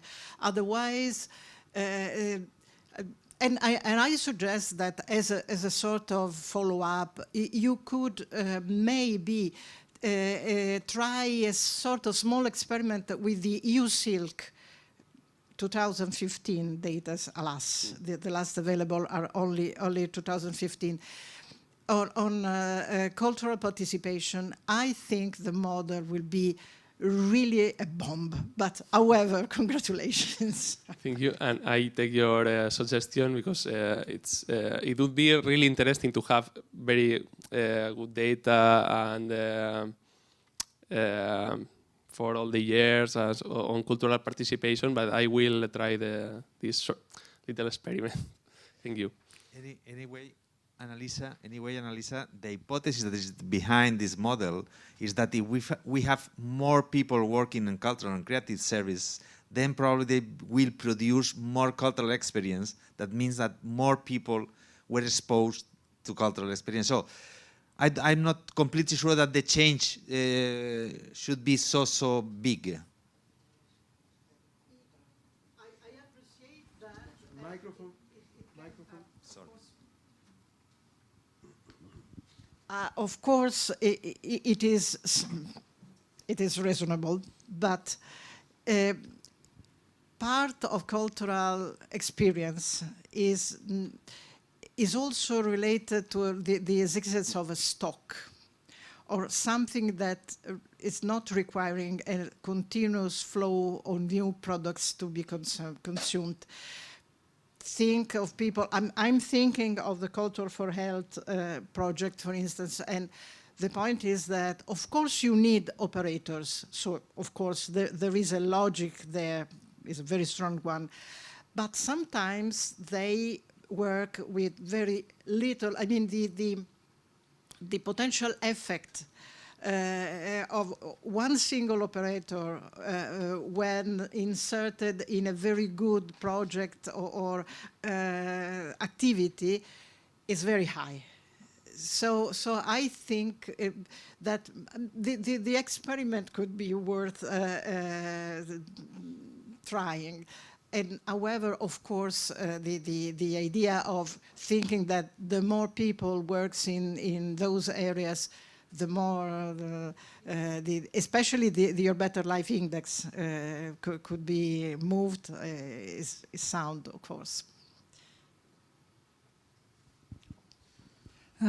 Just to add on that, so basically there are a lot of cultural operators who are not paid actually for what they do. There are a lot of bottom-up cultural centers.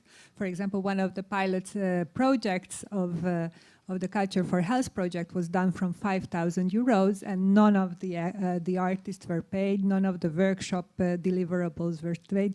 Everything was just volunteer work of people who have done it, and that is absolutely missing basically from all the data. Yes, in fact, the data reflecting only professional activities of cultural and creative activities, but there's much more beyond that. That's one of the limitations. So. Anyway, increasing the defense of the model, it's true, but those variables are correlated. That means in a rich ecosystem, when you have more people working in the professional sector, then you have more people working outside the market side, and there is so there are not variables that are related or correlated in some way. So.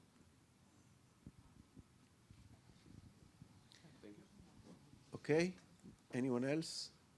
No, because lunch was coming, so I was surprised of this activism, but I congratulate Jordi. There is one more question? Yes, please. The MESOC metrics assumes that the culture experience only produce positive impact. However, there is a lot of evidence that the cultural and creative industries reproduce inequalities for ethnic, race, or social class reasons. My question is, how does MESOC contemplate this type or sort of inequalities in its methodology? No? You talk about, for example, about the interculturality indicator. I want to know if he could share more information about that. And also for the last presenter, have you crossed, Paul, I don't know, sociodemographic variables to know the impact in a different way? Because culture contributes to health, for example, in the same way between people from the high class and the working class. We need more information in a disaggregated way, no? I start to answer for proximity. No. Now we cannot disaggregate that because we have a value for the region, but it would be so we have sociodemographic variables that play a role in the model, but we cannot disaggregate the impacts within the region. I mean, some regions with more education that plays a role, and we can have it in an aggregate way, but not for what's the impact for the people, the less educated people, or for the highly educated people. We don't know that at that moment.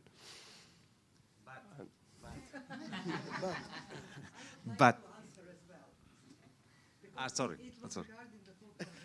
Well, but these socio-demographic variables are in the model. So the region that have people with or a high level of inequality, this inequality could increase or decrease the impact. So there are other variables in each model. So that most of these variables are socio-demographic variables, including the tax of poverty, inequality, measured through Gini index, and not we are not supposing that the impacts are positive. In fact, there are in many regions that many impacts are negative. So you can, it depends on many things and many other variables. So the models are quite complex and sorry. Yeah, I wanted to provide another example. Of course, we are showing only the positive example. It's the final wrap-up of our work. But regarding impacts, we actually have impact that is increasing gentrification in the cities. We cannot measure it exactly, but if we can connect your case that maybe be aware here is something with gentrification going on. Just raising the red flag. So that's the example when we are also addressing the negative part. Thank you for the question. There is one. So that's super interesting, and that's, you see that it was interesting. I think that gentrification can be measured easily. So I think that it could be an added value for the model to identify in quantitative terms the negative impact.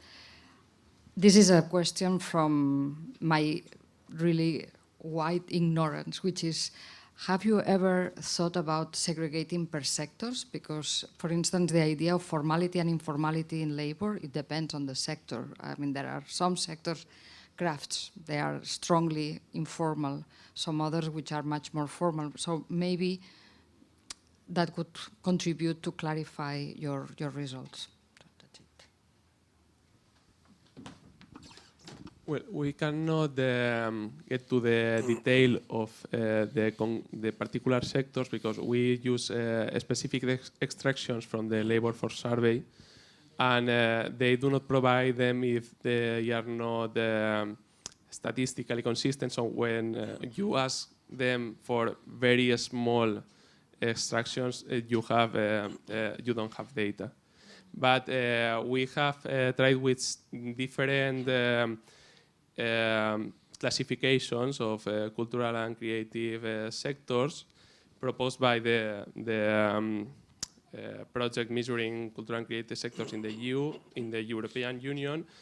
We have used here the definition, the standard definition of cultural and creative sectors, but there are some other sectors that could be incorporated as very related sectors and so on, and we have also tried with these other sectors, but it's not in the platform. Okay. So for those who want to know more, we have some nice leaflets here on that table describing most of the results that we have presented this morning. You can take them. I wouldn't like to bring them back home. They are too heavy for my luggage. So to conclude this morning, I want to congratulate you all because we incidentally kept the timing very efficiently, and that was not obvious. Like I said, in the afternoon, we will have 3 more sessions, luckily not coordinated by me, who will get into the results again and provide their comments, their interpretation on how useful they can be from different perspectives for the policymakers, the cultural operators, and so on. So the idea is that those questions that there was no time because we were afraid and only at the very end came up also because of Jordi's nice performance, you can present your opinions again during the afternoon panels. And now my time's up and let's go to lunch. Thank you all for attending.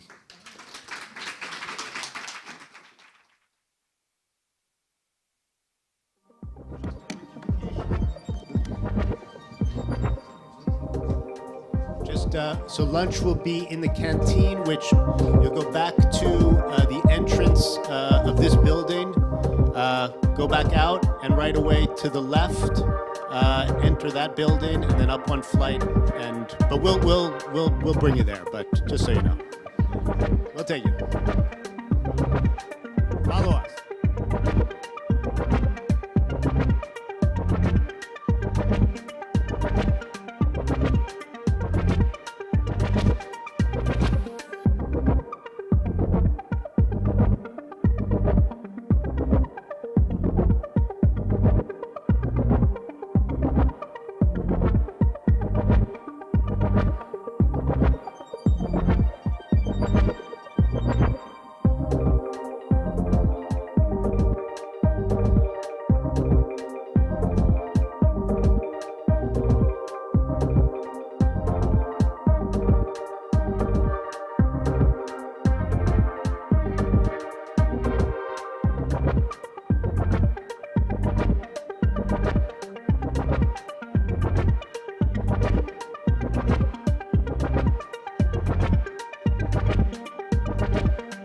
you.